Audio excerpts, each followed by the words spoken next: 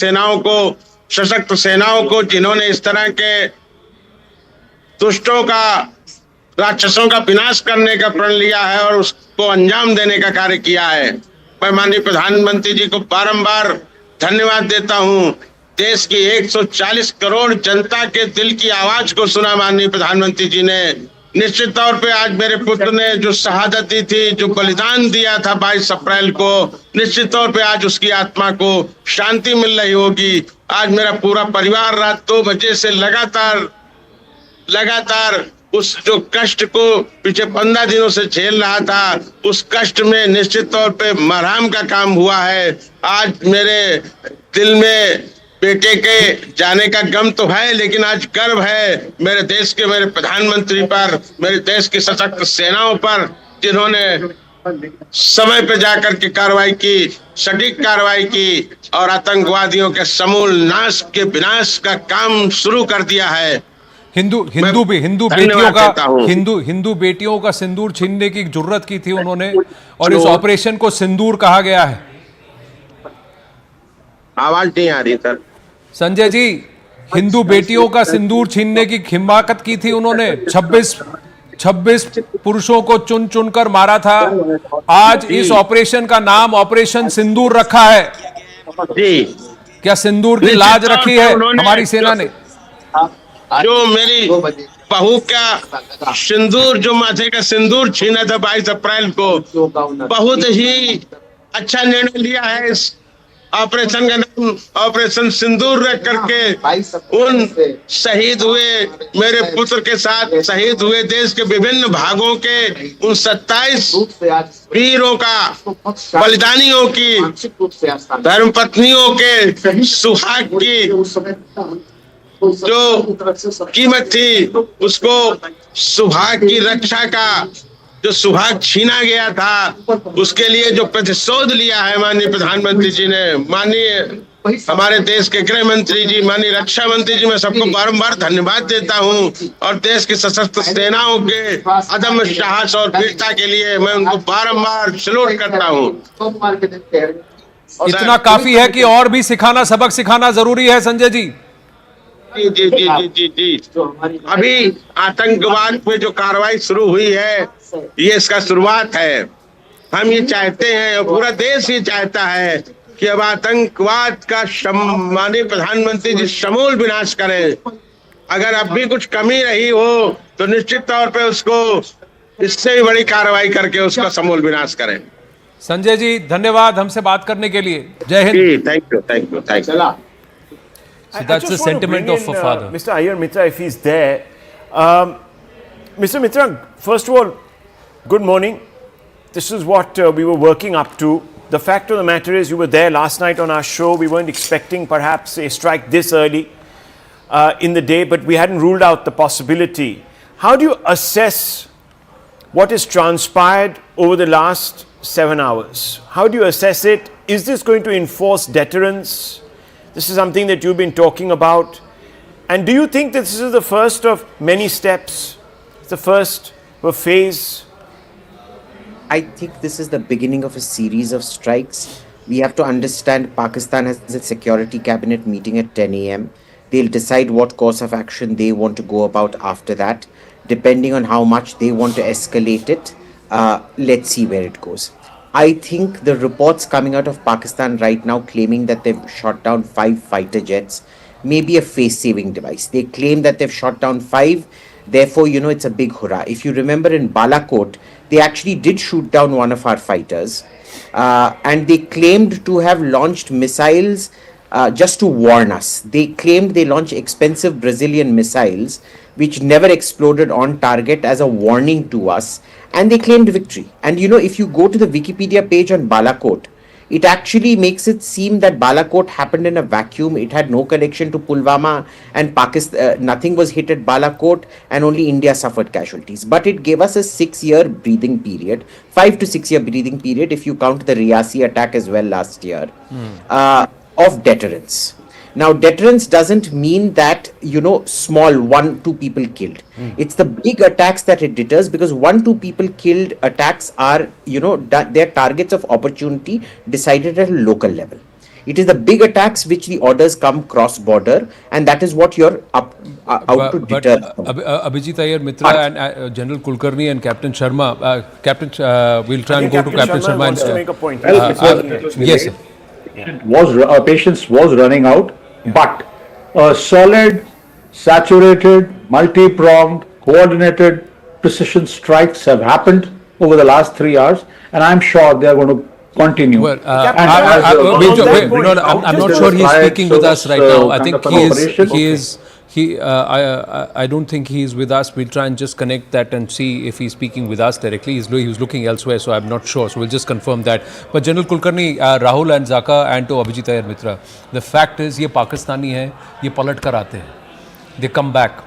Time लेके आते हैं, but they come back. 6 years is not deterrence enough, because when they come back, they hurt again. And so what is it that we are going to do so that they never dare to do this again?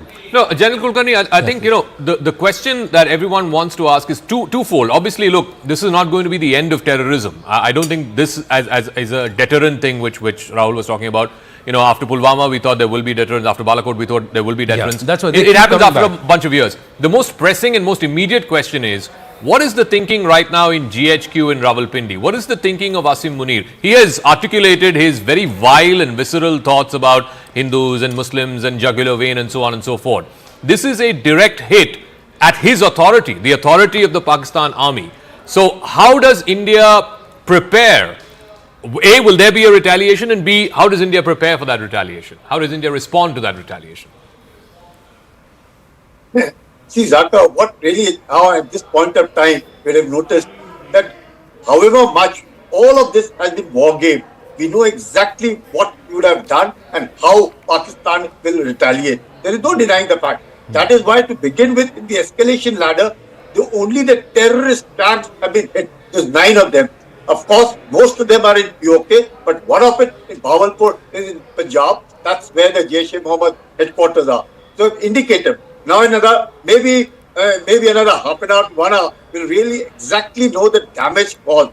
Maybe 24, 30, 40, 50, 100 people would have died, and though it was absolute total secrecy, I think it was beautifully managed, very well executed, for a very simple reason, that you had the mock exercises being given to understand in India at this point of time that today, the 7th of May, there will be mock exercises. You had the Raksha Mantri say... General Saab, there was secrecy, and one has to hand it to the Indian government that there was secrecy. But I have to ask you, there was anticipation also. We knew, because the Prime Minister had laid it down and the parameters he had defined very narrowly.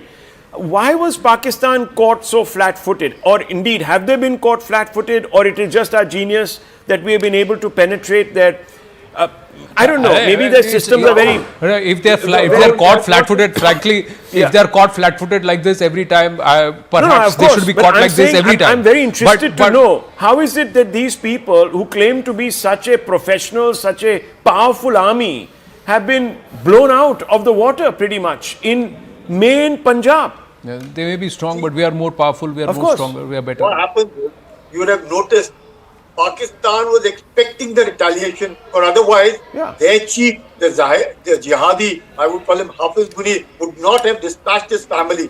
Most of the people had over there, the generals have dispatched their families abroad, number one. Number two, aware of what the civil administration might just do, he appointed his DG ISI as the NSA to know exactly what the Prime Minister of theirs is thinking, and they should not, take some decision which might just go against the army.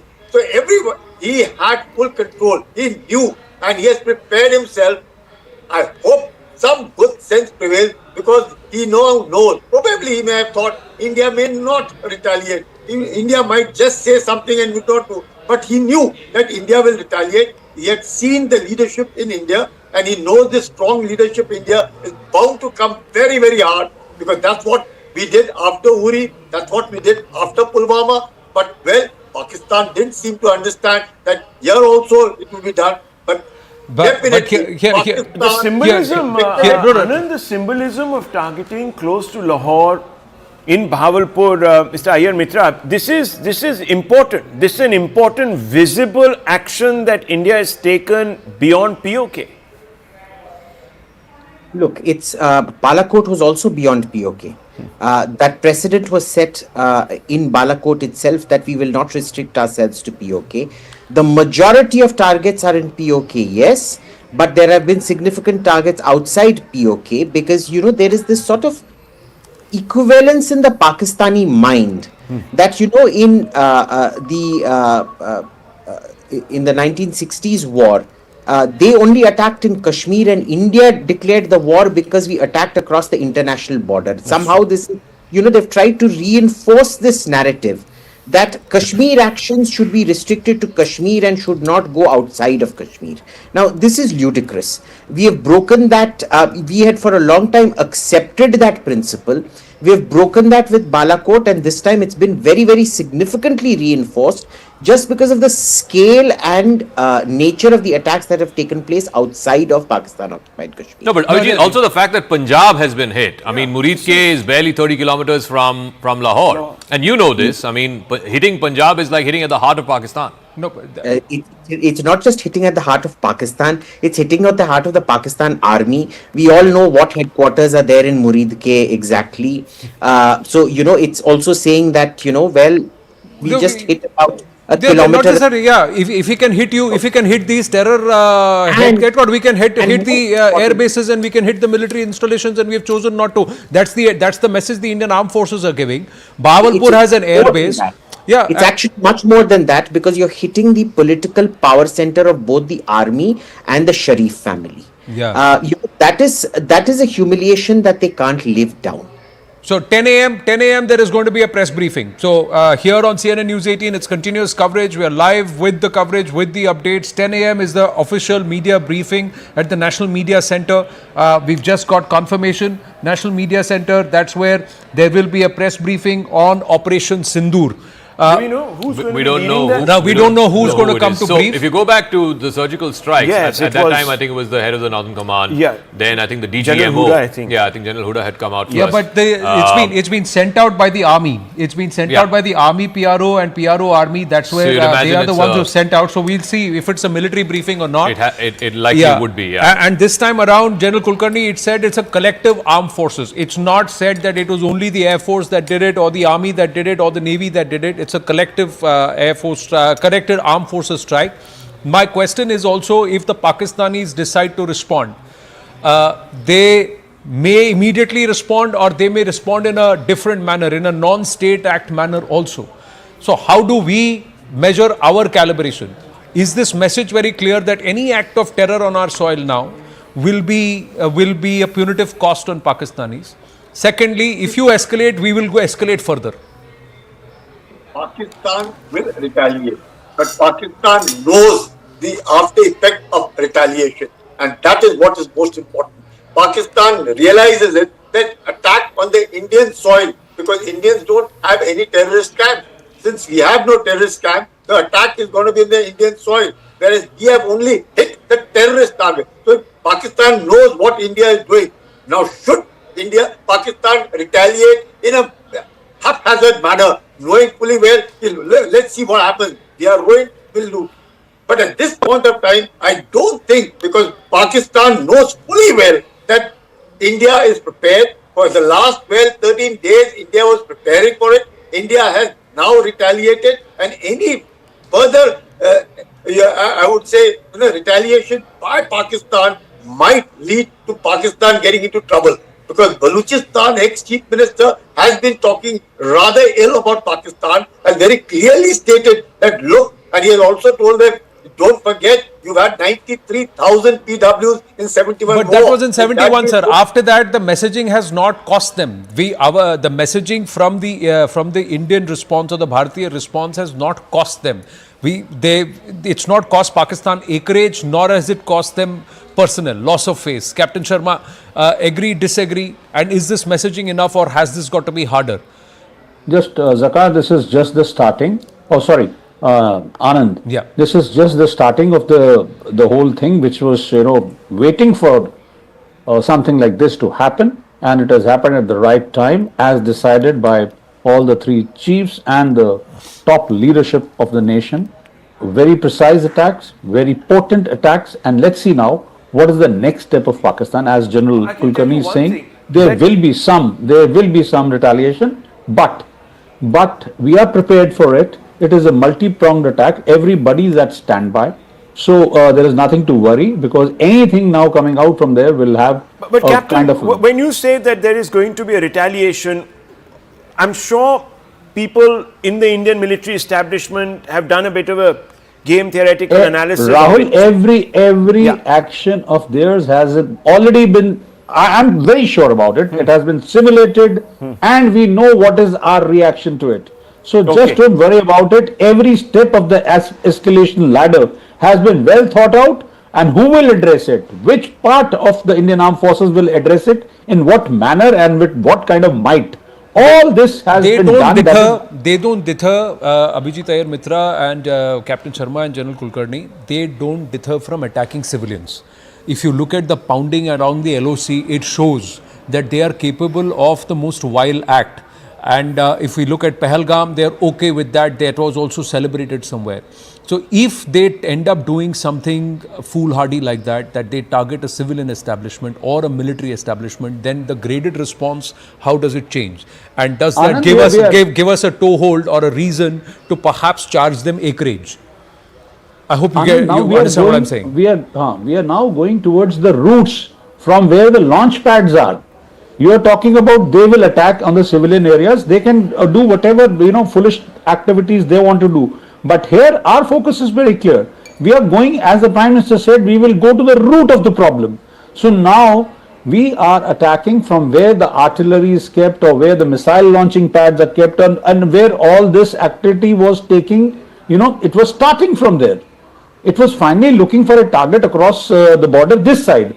But now when all our forces have got all the targets and coordinates in position, and we have decided that we are ready, and the kind of attack which has been carried out within a matter of seconds and minutes from various directions, this is going to baffle them. This is going to, really... One other factor which I think is important in whatever response Pakistan may choose is in 2 days' time, on Friday, they have this all-important meeting with the IMF in Washington, where I think it's $1 billion tranche of the $7.5 billion that was approved as the bailout package. That is due. So if they choose to attack or retaliate in the next 48 hours, that will have down the line implications as well for Pakistan. But I do want to say a couple of things. I don't think the Pakistan army, if it chooses to retaliate, and I think the messaging from the Indian armed forces, even from the very first statement that was put out by the ADGPI, was that, look, we're not targeting military installations, this is non-escalatory in nature, and we're only targeting the terror infrastructure. So basically a signaling has gone to the Pakistan military that, look, we're not hitting your military installations and we do not want you to escalate. Of course, Pakistan and the Pakistan army will have to decide what they have to and how they have to respond. The second thing, and the important thing, is the conversations, the first set of conversations that have happened are between the National Security Advisor of India and his counterpart, the acting counterpart now, Mr. Rubio, who's also the Secretary of State. And immediately after that, Mr. Rubio has spoken to the NSA of Pakistan, the NSA who also happens to be the DGISI. And he has clearly said, we don't wish both parties to escalate. We want a quick resolution to this. So really, the stakes are very, very high for Pakistan. If they choose to respond to this. I agree with you. Obviously, this is something that the Pakistani leadership will have to balance. But I want to bring in Iyer Mitra on this. There will be expectations now, and we're already seeing a large number of videos coming out of Pakistan where people are asking, "Tum kya so rahe the?"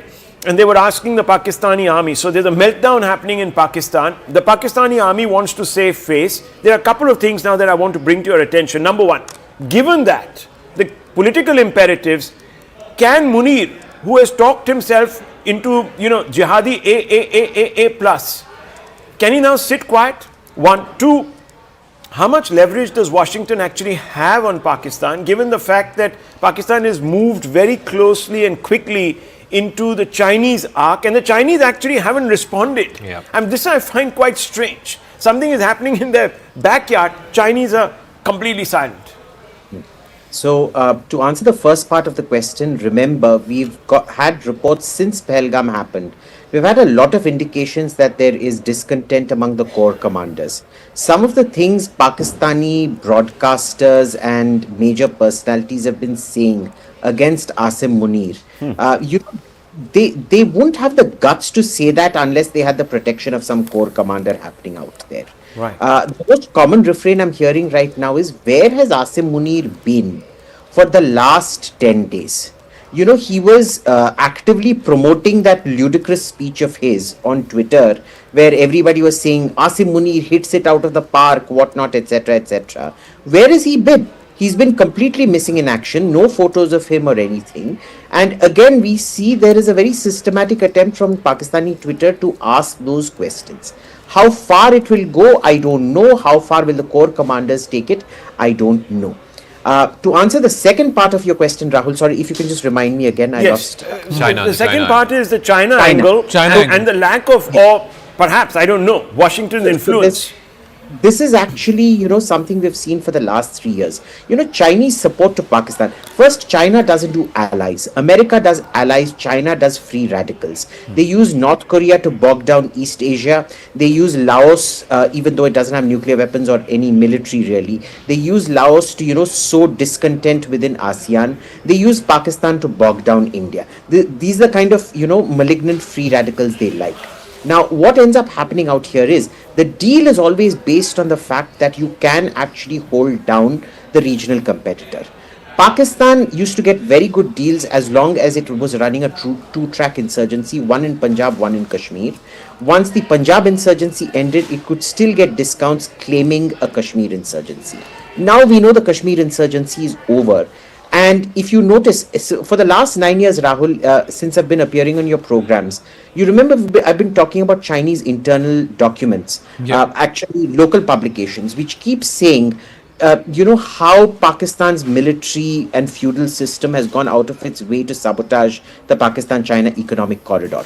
They were still willing to tolerate it. They were still willing to tolerate Uyghur terrorists being found in Pakistani terror camps and things like that. What they are not willing to tolerate now is all the same things happening when Pakistan is not bringing any insurgency on the table that's able to keep India off balance. That is the main reason China is not really being as supportive, because Pakistan is no longer an asset. As for Washington, Washington can wield influence. The question is, do they want to wield influence? It's the same way we can wield a lot of influence on Russia. We really want to use that influence for something like Ukraine, which is totally peripheral to us. But has Bharat been very smart about it again this time? Because 10:22 p.m. last evening, President Trump confirms that India has removed all tariffs on US goods. So there has been a big offtake there. So there is a whole of government strategic maneuver with key parties who are integral to whatever Bharat was planning, and that's happened. No, but I just want to add to the US question. I mean, look, Trump, I think to be fair to him, has been very, very clear. He is an anti-war president. He has never, in fact, he's said very proudly on the campaign trail that in his first term, not a single war started. And he also made it a big campaign agenda point that he wants to end the Russia-Ukraine war. He said famously he'll end it in 24 hours and so on, but that hasn't happened. He also wants to put an end to the Israel-Gaza war as well. But here's the thing. The incentive or the leverage that Washington had 5 or 6 years ago, let's say, for example, when Balakot happened, because Washington was very much invested in Afghanistan, very much invested in this region, they had leverage over Pakistan. Today, that is significantly decreased. So it really boils down to, you know, what the Pakistani military Trump's leadership point of view wants to do. Even in Trump 1, Trump 1.2, Trump was very clear about what he thought about Pakistan. Yeah, and the billions of dollars that had been given by the US to Pakistan. So clearly those monies were not coming. They only have 40% of operational capacity of their fleet, which is all US airplanes. Yeah. A lot of their guns and machinery they need servicing, and that all spare parts have to come from the US. So that's not happening. So there are different ways that Pakistani response, military response can be choked by a friendly ally or a friendly nation. And in this case, the US. In February, Trump had actually lifted the sanctions and it said that we are going to give you parts, etc., as well as monies to maintain your F-16s. Yeah. As long as you don't use them against India. Correct. So I the mean, condition itself, I'm see now sorry. the Saudis have parked $9 billion Did in you their see reserves, the but you president's can't touch statement that today? money. I mean, did you see the president's statement? Yeah, the Americans He's have talking said, about some historic fight that goes back 2,000 years and centuries. He's talked about the time of invasion and all of that. They're clearly not involved. And here they said, see, Bangladesh and Pakistan, he's left it to Modi to handle. So if the Americans are given that. But I'm just going to go back to what Abhijit Iyer Mitra very interestingly pointed out has immediately happened post these strikes by Bharat in Pakistan. All of Punjab has gone into a blackout area. It's in the an Pak-occupied Punjab. The Pak region, the Punjab region in Pakistan has been blanked out in terms of communication services, airspace band, sab kuch band. Why is it? And there is only visuals, details that have come from Bahawalpur and also Muridke. The rest of the regions, what has happened is been totally blacked out. Even in Pakistani media, they don't have enough of information except for the claims made by the DGISPR as far as their press conference was concerned. Now, would you attach reason behind that there is a deliberate attempt to try and blank out because the damage is so heavy? And if those details were to surface, it will be far more embarrassing for the Pakistanis because these are all the terror hideouts, the terror tanzeems, and perhaps there is a huge loss. So this is a very interesting visual. By the way, I'd heard this visual as I was coming in tonight, this morning. And these are individuals sitting in a car and they're having a chat and they're talking some... And there you go, right in front of them on the camera. They're talking some lurid stuff and suddenly they say, oh beta, ye kya ho gaya? Oh boy. We can hear the audio. Yeah, the audio is a bit risky. Risky. It's a bit risky. Video catch hogi? Nahi hogi. Cool. That's what they said. Cool and the video catch hogi. So, and then they don't even know what's happened. But look at that precise moment when the strike has happened. They don't even realize what's happened, but there is a huge strike and there is an explosion and this is somewhere in Bahawalpur. Video catch hogi? See, they are saying video catch ho gayi. I mean, they think it's actually, I think it's now dawning on Pakistan because I'm seeing a lot of reactions on Pakistani social media handles where they're abusing their leadership, and that's the reason I asked that question. Because they're all saying, "Tum to soye hoye ho." When are you going to wake up? This pressure can India has walked straight into Punjab. Can push them into doing something quite foolhardy. Push them into doing something very foolhardy. I just want to go back and try and let's revisit where all they have targeted, and there is some very specific information that we've got. I'm just going to read that out as we're getting it. Why these regions have been targeted, these locations have been targeted. Let's try and understand this, viewers. So there are 9 locations in all, starting with Muzaffarabad. This is in POK. Now in Muzaffarabad, there are 2 locations that have been targeted. In Muzaffarabad, the 2 locations that have been targeted is the Shawai Nala. If I can write this, let me just do this. So it is the Shawai Nala. So this is Shawai Nala here in Muzaffarabad. And there is also the Red Fort area. So that is Markaz Sayyidna Bilal. So Markaz Bilal is another area which has been targeted. Markaz Bilal. So, which the Pakistani media or Pakistani ISI claimed that it is the Bilal Mosque. No, this is the Markaz Bilal, this region, which are 2 terror training camps in Muzaffarabad that have been targeted. Let's understand Markaz-e-Taiba. So, Zaka was saying this is the Lashkar's headquarters. So, Markaz-Taiba. So, this is what LET's headquarters. This has been targeted. This is the LET HQ. Wow. So this has been targeted in Muridke very clearly. This is the Muridke one. Bahawalpur, there are two locations. So Bahawalpur, there is Markaz Subhanallah. So this is Markaz Subhanallah is again the Jaish HQ. So this is JEM HQ. Totally destroyed. So this has been targeted, and then there is Markaz and then in there is in Chakamru, this is this area called Serjal. So in Serjal, there is actually a health center which is a training camp. So that's been targeted. Then in Sialkot, this is Sialkot. In Sialkot, you have Mehmoon Joya. Now Mehmoon Joya is the HM, Hizbul Mujahideen headquarters. So you're saying Mehmoon Joya Jaish and Hizbul, all three have been targeted. Then you have in Bhimbar. Now this Bhimbar Gully, remember we always talked about this Bhimbar Gully and this area. Yeah. So here in Bhimbar, you have this area which is called Markaz Hadith. Oh, so the So, area so Markaz Hadith, again Jaish. Yes. So Markaz Hadith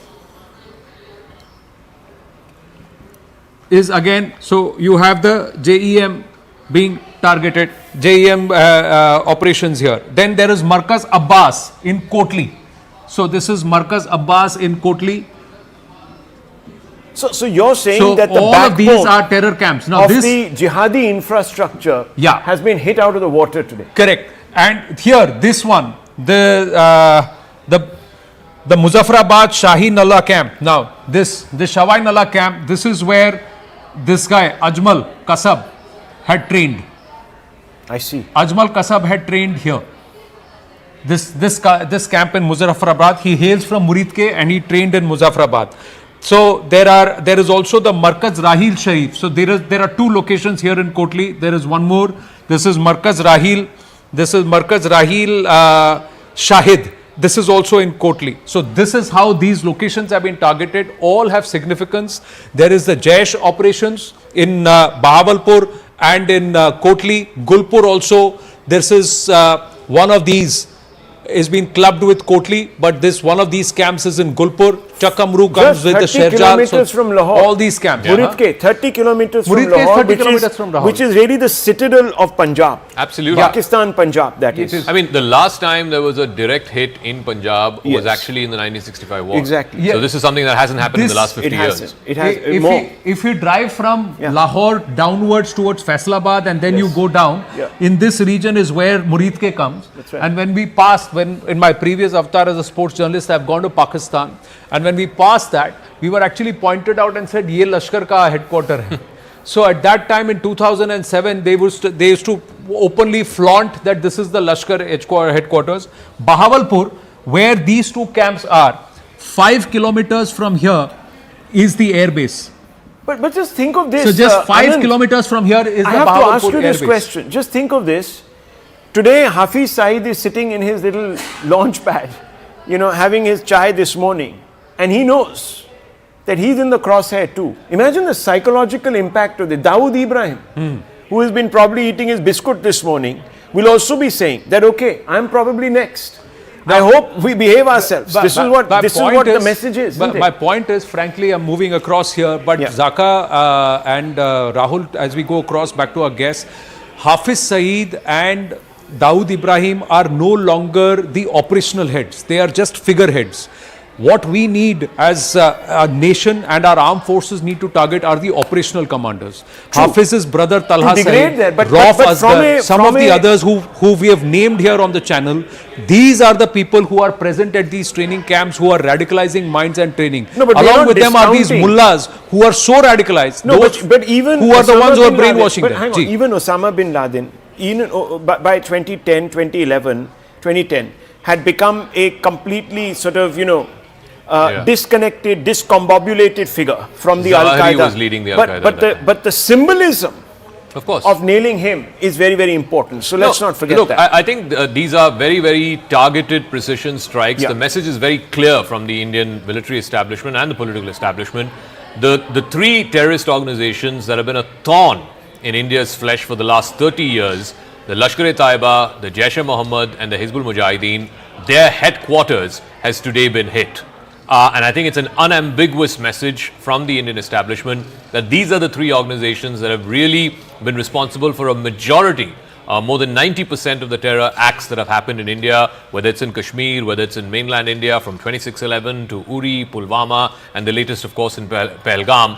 But at the same time, if you were to look at the statement put out by every official in the Yes. government of India, from the army, PRO to the Ministry of Defense spokesperson, it's very clear three things. Number one, this is non-escalatory in nature. India does not wish to pursue the escalation ladder if Pakistan does not retaliate. Number two, all of these hits happen from inside Indian territory. The LOC was not crossed, the international border was not crossed. And the third and most important thing, these were simply terror launch pads or terror infrastructure. No military installation has been And hit, this and that's a puts signal. Pakistan in a huge bind Yes. because look, we've targeted legitimate targets that are non-state actors, and I'm not using Indian government language, I'm using Pakistani government language. They say these are non-state actors, they're out of our control, etc., etc. Where does Pakistan hit? Well, look, I mean, it can't. if it hits the military establishment in India, that's a declaration of war. Yeah. I'm talking very legalistically speaking now. Yeah. It's a declaration of war. Defense Minister, I think the Defense Minister has put out a statement, or maybe he's speaking to all the three chiefs, perhaps congratulating them on the success of this. Big breaking news coming in. Rajnath Singh, who had said just a few days ago that our action will be what you desire, that is the public of India desires, today speaking to all the three service chiefs.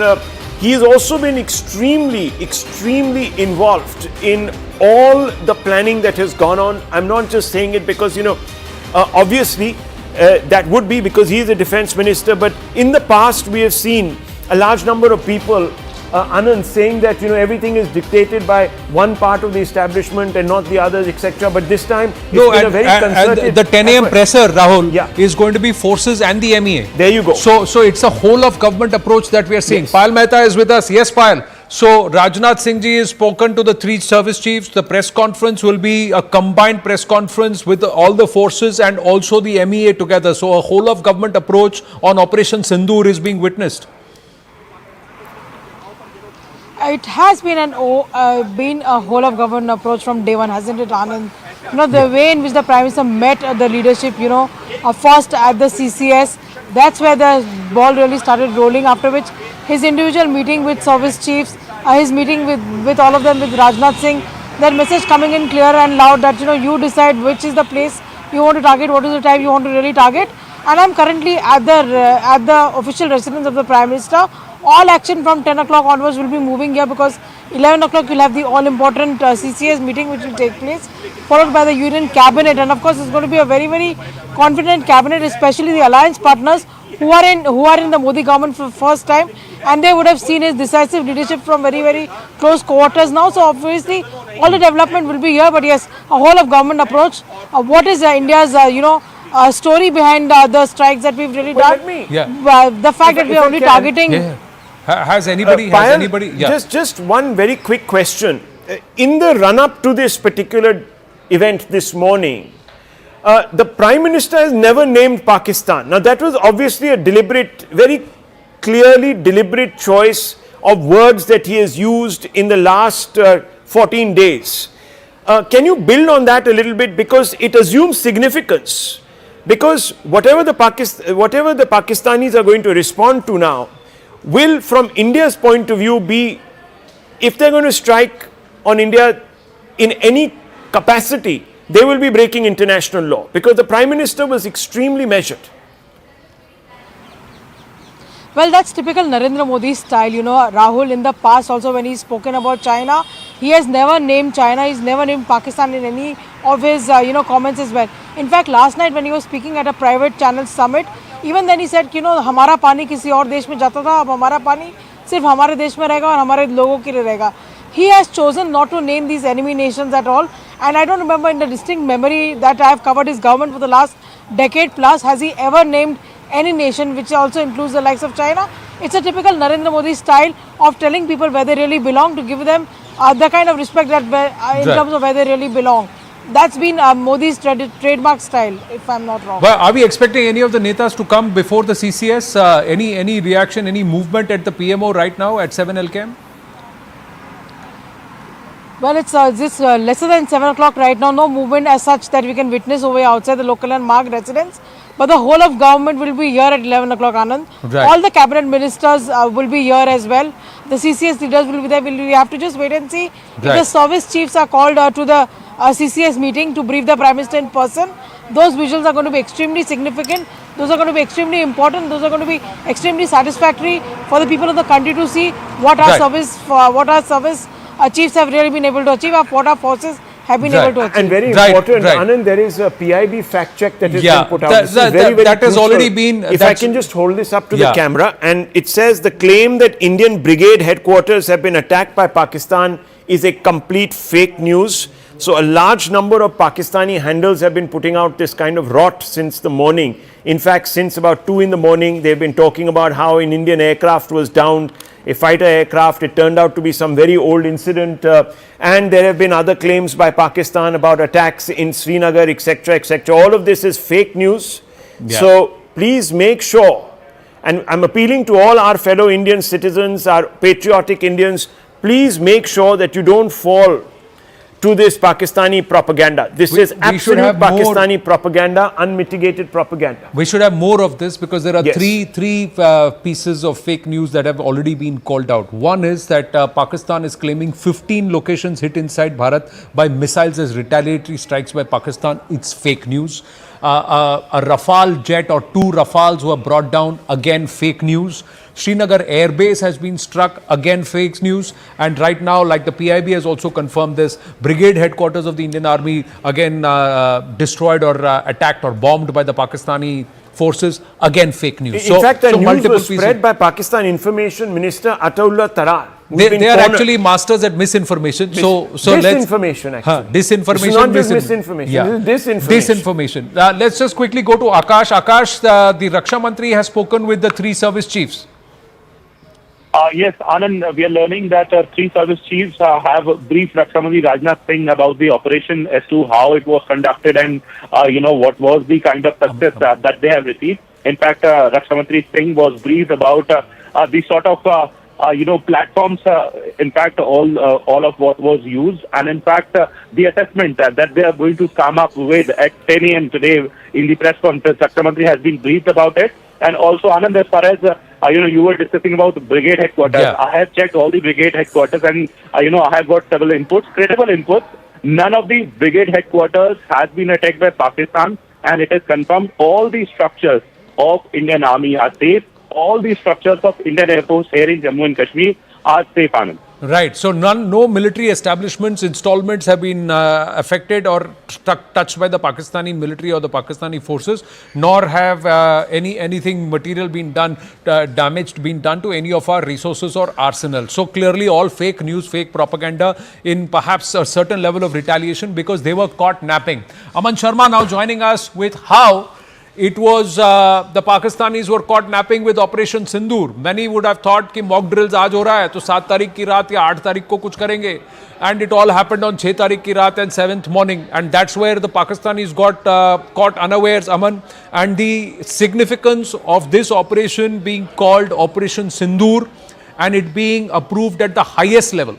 Absolutely, Anand. The Pakistanis have been completely blindsided, and this again speaks of, the Modi-led government acting with complete precision, stealth, and the element of surprise. This whole announcement about the mock drill, which was to happen today, it came, yesterday, in fact, the day before night, and entire media was full of mock drill stories, yesterday.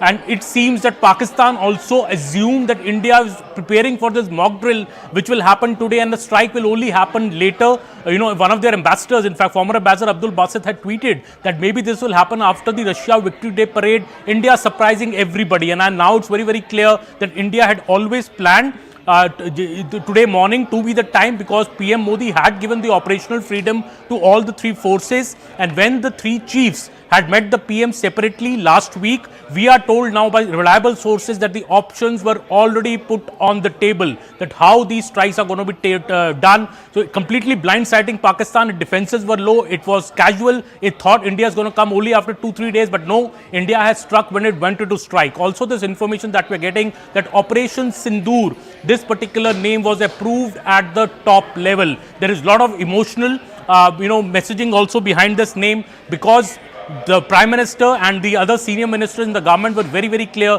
that this was a deliberate, targeted attack. The women victims who were left, unharmed in a way, but they were told that, go and tell Modi. It was a thing that, Sindoor of Hindu women had been wiped off by these terrorists, by specifically targeting the men, the husbands, the fathers. This is what India, and that's why the code name of the operation was named like that. There was a message behind that as well, Anand. But India taking Pakistan completely by surprise, and some voices in Pakistan, Anand, are now asking the Pakistan government that how could this happen and how could this strike happen? What were our defenses doing? Pakistan had made tall claims of mobilizing forces on its borders in the last 10 days. But when the strike ultimately happened, India has acted with complete stealth and caught Pakistan completely unawares. Anand. Important points that you're making, and I appreciate the facts that you are putting out here, because yes, there is a deep symbolism behind the name of the Operation Sindoor.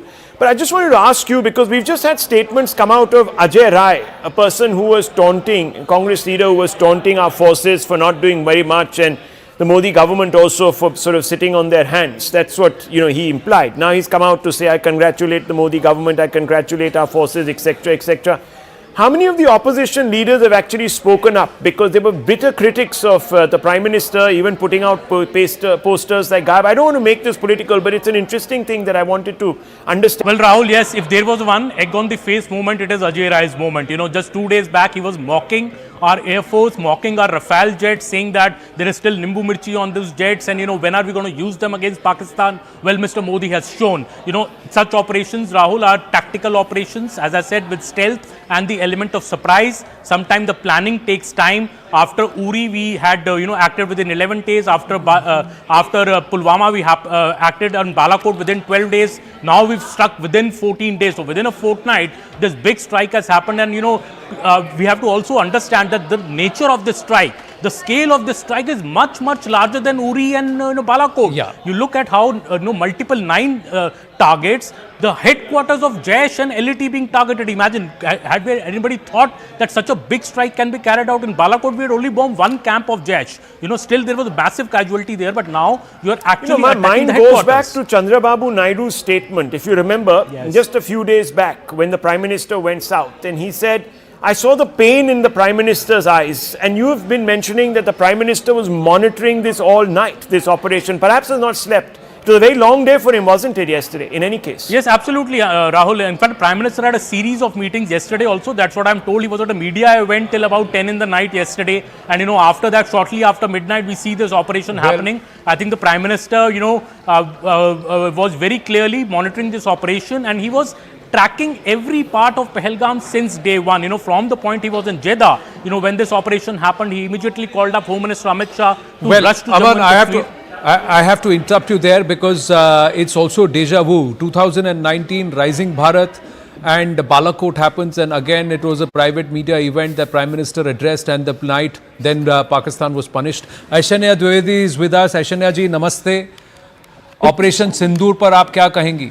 9 targets Pakistan के अंदर जो terror hubs हैं उसको ध्वस्त किया है भारतीय सेना ने।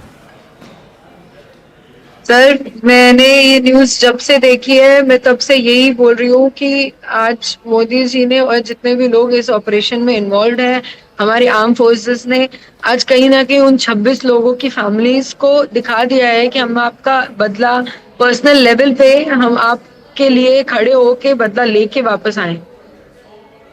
इसको ऑपरेशन सिंदूर नाम दिया गया है शन्या जी। ऑपरेशन सिंदूर नाम देके ना उन्होंने कहीं ना कहीं बहुत पर्सनल लेवल पे हमें टच किया है कि हाँ, आपका सिंदूर गया था और हम जितनी 26 औरतें हैं उन सब का सिंदूर नाम देके उन्होंने यही प्रूव किया है कि this is very personal, and हम एक एक लोगों की डेथ पर्सनल लेवल पे लेके, पर्सनल तरीके से लेके उन पे अटैक करेंगे। आपके मन में थोड़ा सा इम्पेशंस या डाउट था कि इतना समय क्यों ले रहे हैं, कब जवाब देंगे, कब बदला लेंगे, या फिर आप वेट कर रही थी कि जब होगा तब होगा, पर होगा जरूर? आपकी आवाज नहीं आ रही है। मैं आपसे जानना चाहता हूं ऐश्वर्या जी, क्या आप थोड़ा व्याकुल हो रही थी कि बदला प्रॉमिस किया था, कब करेंगे, ये ऑपरेशन कब होगा, या फिर आपको भरोसा था कि it is going to happen? Can you repeat the question? I cannot hear you. Can you hear me now, Aishwarya ji? Can you hear me now? I can hear you. Yeah, I can hear you. Did you have any doubts about retribution, बदला, और या ये operation, या आप थोड़ा सा व्याकुल हो रही थी, वही गेटिंग इम्पेशेंट कि क्यों कुछ नहीं कर रही है सरकार? मैंने ये कई बार इंटरव्यू में बोला था कि मुझे विश्वास है कि कुछ तो होगा, मुझे विश्वास है कि कुछ तो करेंगे। वो शायद मैं इम्पेशेंट अगर थोड़ी बहुत हो रही थी वो इस रीजन से क्योंकि मुझे डायरेक्टली ऑब्वियसली इतना बड़ा ऑपरेशन है वो मुझे क्यों बताएंगे और मुझे इस चीज का इल्म नहीं था कि ये 14 दिन में 15 दिन में ये ऑपरेशन होगा ऐसा कुछ होगा तो इसलिए थोड़ा बहुत इम्पेशेंट हम सब हो रहे थे पर मोदी जी ने सबको शांत कर दिया है हम सबको उन्होंने दिखा दिया है कि हम एक एक का बदला लेके दिखाया है उन्होंने I'm really thankful to him. I'm really thankful to all the armed forces. What the loss that you have suffered, the family has suffered, can never be replaced.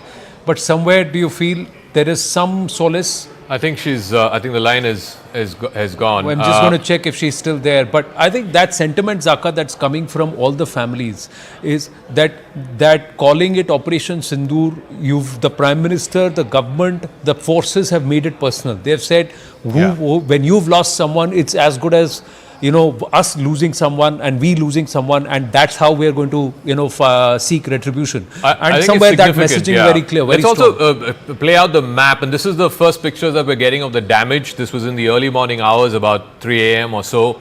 This is in Bahawalpur, is what I've been told. So the biggest hit, the two hits that have happened in one location, that's in Bahawalpur, which of course is the seminary and the big headquarters of the Jaish-e-Mohammad, Masood Azhar and gang, as it were. And then the second big hit was in Muridke, the Markaz-e-Taiba, which is the big seminary of the Lashkar-e-Taiba. So these are the two terrorist organizations, and of course there is the Hizbul Mujahideen's seminary that's been attacked as well. So the three terror organizations that have wreaked havoc here in India for the last 20-30 years, their headquarters, their fountainhead has been hit. But at the same time, and I want to keep going back to this, Right. India has put out a very responsible statement, whether it's the ADGPR, whether it is the Ministry of Defense spokesperson, that look, India is not escalating this, no military targets have been hit, and the idea was that this is avenging what happened in Pahalgam. Now, if Pakistan so chooses to respond, then of course India will also be forced to go up the escalation ladder. But here are the moving pieces that are happening now. In case you're just joining us at 7 a.m., 4 minutes past 7 a.m. on the 7th of May this morning, this Wednesday morning, India has carried out Operation Sindoor at 9 different locations in Pakistan-occupied Kashmir as well as in Pakistani Punjab. Two major headquarters, one in Bahawalpur, that of the Jaish-e-Mohammad, and two in Muridke, the headquarters of the Lashkar-e-Taiba. Both have been pummeled to the ground. And India has clearly said that it's non-escalatory in nature, the LOC has not been crossed, and most importantly, this was in response to what happened in Pahalgam. Let's go across to some more. We got breaking more news. news coming through as far as Pakistan is concerned. Some details that are coming out on Operation Sindoor. Pakistan has grounded all its aircraft after Operation Sindoor. After Operation Sindoor, Pakistan seems to be in complete panic and disarray. They are having closed door meetings on what they should do. But right now they have grounded all their aircraft. There are no aircraft that are in the air as far as the Pakistanis are concerned. Punjab is actually, the Pak province of Punjab is on a blackout. There is a communications blackout altogether. There is no information coming through. Only pictures of Muridke and Bahawalpur are out. The rest of the 7-8 targets that have also been struck by the Bharatiya Armed Forces, there is no information that's coming through at all except for claims. And what this also means, if they're grounding their aircraft, it also means that if any retaliation happens, it's not going to be via air, at least not in the immediate term. Akash is there with us. So Akash, what's the import of this breaking news that we're running? That Pakistan, in the aftermath of Operation Sindoor, has grounded all its fighter jets. We know at the same time there is stepped up activity, ceasefire violations along the LOC. There is now heavy machine gun fire. There is artillery fire that is happening. So for the moment, the risk of any retaliatory airstrikes, are we ruling that out, at least for the moment? Akash, what's your reading? Right. So, Zaka, initially we were learning that they had scrambled their fighter jets, after the strike. And in fact, there were some sort of claims that were coming from Pakistan. But Manoj Gupta is now suggesting that they have grounded all their aircraft. In fact, after the sort of, developments where there were claims that they have downed several aircraft of India. Now, it is possible that they want to send a message that they are not going to escalate it further because they are now back in their bases and Or is it a smoke screen? Is it a smoke screen? Is it a smoke screen? Are the Indian authorities, are the Indian forces going to lower their guard because Pakistan has grounded its aircraft, or will they look at it as a smoke screen? Because that's a big possibility. No, of course not, Anand. Of course not. We are not going to lower our guard because of the fact that air defense system is always active. We have got S-400 very much active, catering to the western borders and also the northern borders. And as far as the Indian forces are concerned, so, before the operation, in fact, it was planned that after operation, how they are going to deal with the situation. So, of course not, they are not going to, let their preparations go in vain. And of course, they are waiting for some sort of action that Pakistan may take now. But yes, they have grounded their aircraft, especially after scrambling their jets and, after claiming that they have downed several fighter aircraft of Indian Air Force. Well, all news, of course, coming from Pakistan and, being put out by Pakistani sources. We need to add caveats here because, who knows? Who knows what they're trying to quote and pitch? Frankly, would not want to believe a single word coming out even from the Pakistan official medium or from their media, because it's all a lot of it is bluster and the other part is all blatant lies. Let's just go across to Anshul joining us from right outside Raksha Mantri Rajnath Singh's residence. The Raksha Mantri has spoken to the 3 service chiefs. Is he still at his residence? What's going to happen next in the next 1 or 2 hours? What is scheduled? And will he be there in that press briefing? Is it expected? So it is unlikely at this point in time that Rajnath Singh himself will be a part of that press briefing, but I'll just move out of the frame and try and show you the visuals over here. There is absolute calm outside the residence of Rajnath Singh at this point in time. He has spoken to all the three heads of our armed forces, and in fact has congratulated them on this successful operation. In fact, the first tweet that came in from Rajnath Singh, in which Operation Sindoor was mentioned, he said Jai Hind, and this one Jai Hind was something that the entire country was waiting for. So definitely in the next few hours we can expect that Rajnath Singh would leave from here and then eventually could go ahead and carry on with his meetings, but he will not be a part of the press conference that will happen.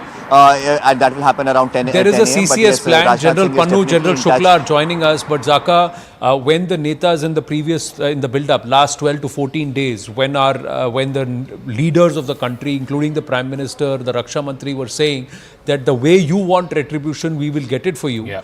It was not just to calm the nerves or to calm down, temper down the expectations.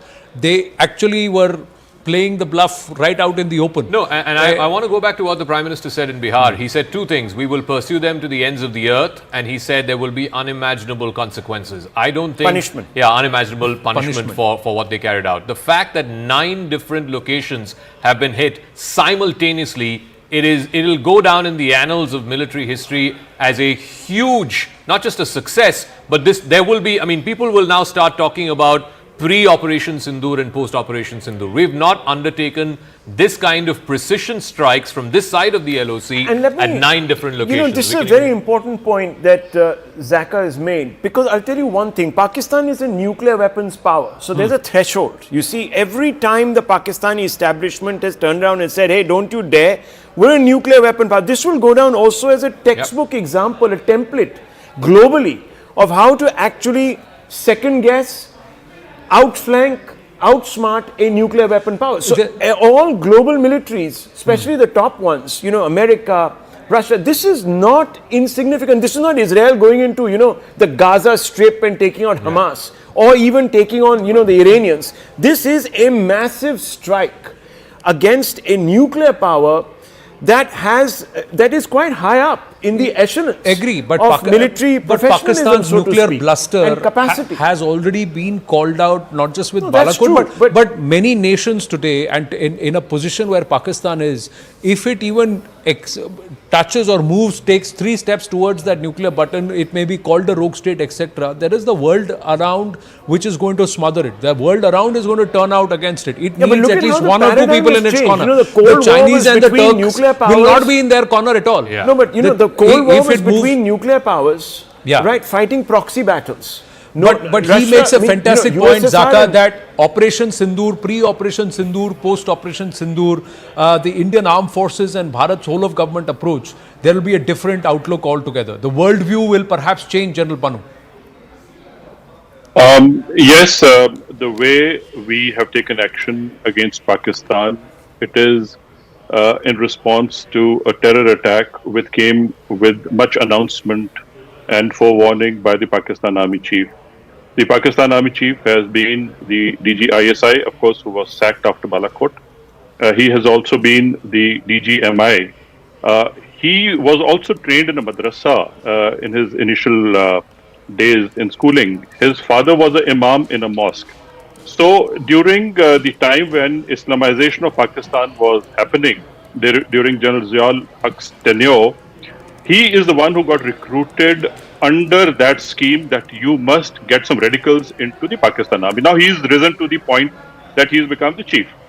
Now, over a period of time, if you've been hearing the statements from various ministers and generals, that they have always maintained that terrorists are a strategic asset of Pakistan. Over a period of time, it is not only that they have stated, they have also proved that they are the global hub of terrorism. They were also involved in the bombing of World Trade Center. If you really ask me, 9/11, it is the ISI's funding which had caused concern in USA, and it is on 2nd of May 2001 that we saw in 2nd of May 2011 that we saw in Abbottabad the Americans went and killed the global terrorist who was being harbored by Pakistan. So many times Pakistan has been proven as a rogue state, as a terrorist state. Now the next escalation happens is that they go in for a big psychological disinformation campaign by the ISPR. And the third thing is that they will start separating about the nuclear weapon. The Indian nuclear doctrine says that no first use, but it does not mean that India is not prepared for a nuclear strike. No nation ever strikes the way India has done now without preparing for war. While we are saying that there would be no escalation, we are saying that we have not hit any military cantonment or installation. These are only terrorist camps. But it does not mean that India is not prepared fully for all the escalations in one go. In fact, General Saab, there is talk that this particular military operation, you also had the downing of a Pakistani JF-17. Now, in what scenario could this have taken place, if at all true? This is what we're learning. Unofficially, all of this will be confirmed. I think we should caveat so that. We should caveat it. We should wait till if it is indeed true, under what circumstance would that have happened? See, the point is that, again, going back to the Pahalgam episode, before that, the Pakistan army has been preparing, and they actually wanted this kind of a scenario where Pakistan army, which was actually being attacked over a period of time. Even I'm told that Imran Khan has been attacked inside the jail. Imran Khan was the only politician who had challenged the army. The supporters of Imran Khan and largely population of Pakistan has been so fed up of the army that they started attacking the military cantonments. They also, while Pakistan can keep talking about their own internal problems of terrorism and all that, but Pakistan Awam is absolutely fed up of the Pakistan military. So only to save himself from the wrath of the politicians who are in jail and their supporters who are outside and prevent them from attacking the military cantonments, the military had to declare an emergency like this. How would the Pakistan army chief prevent or protect his own self, because he is going to retire very soon? And I think this is what he wanted, that he would now escalate. If you really go back to Kargil war happened when Nawaz Sharif had no idea what was going on. So today it is again the same party, Nawaz Sharif and Shahbaz Sharif. And they had no idea what is going on. No, they have no idea, or even if they have an idea, they have parrots of the Pakistan army. But you would also admit that they are deliberately trying to cover up the damage that's been inflicted upon them, because they have put out a total blackout in the Pak province of Punjab, and also there is very little information that's being allowed out of POK and POJK. Now we have to wait and see, because the damage inflicted is severe. Brigadier Datta, would you concur with Zaka that post Operation Sindoor, the worldview about Bharat's capability and its entire political position itself will change? Because we now have said not only are we capable, but we also have the political will to go ahead deep inside enemy territory and destroy terror bases and terror camps, and we'll call out bluff from the enemy and bluster from the enemy. Yeah, Anand, I would like to compliment you for the kind of reporting which is being done. And secondly, yes, the very important and the underlying statement which you made is that the political will. India has really gone about in a very systematic and a very, in a 360-degree manner while tackling this terror attack. Initially we garnered the international support, then we struck some economic sanctions, and now it is a kinetic operation which has been, these strikes which have been, heavily inflicted on Pakistan. If you see that the kind of free hand which has been given to the army, and I wish it continues, because the real impact is when you strike back within 24 hours. The moment the TRF had taken the responsibility, we should have retaliated. Because having served in that area, I know there are so many other places like Bagh, Domel, Chakoti, and various other camps which are there. The markers, the centers which have been attacked, like markers Taiba, markers Subhanallah, which can train about 600 cadres in Bahawalpur, LET markers. So this is really a death blow to the terrorism in Pakistan. It is also a tight slap on the Pakistan army that you have been sponsoring this. And General Parvez Musharraf used to always say that ye hamare jabaz hain. It is there on the YouTube. He has been always considered them. Look at the number of markazes or centers that have been targeted. Out of the 9 targets, 7 of them are markazes or centers. There is Markaz Subhanallah, Markaz Taiba in Murid ke, Markaz Subhanallah Bahawalpur Jaish, Murid ke Lashkar, then Markaz Ahle Hadith in Bhimbar Barnala. There is Markaz Abbas in Kotli, Markaz Rail Shahid in Kotli, and there is Markaz Sayyidna Bilal in Muzaffarabad. So out of the 9 targets, 7 of them are markazes or centers of big centers of training or training grounds for breeding these terrorists. Each I also has more than 600 to 700 capacity. To Payal Mehta, who's joining us from 7LKM, and Pallavi Ghosh is joining us from the National Media Center, where there will be a joint briefing, I'm told, Pallavi, of both officials from the Defence Forces as well as officials from the Ministry of External Affairs. Do we know who these people are going to be who will brief and give us an idea of the contours of Operation Sindoor?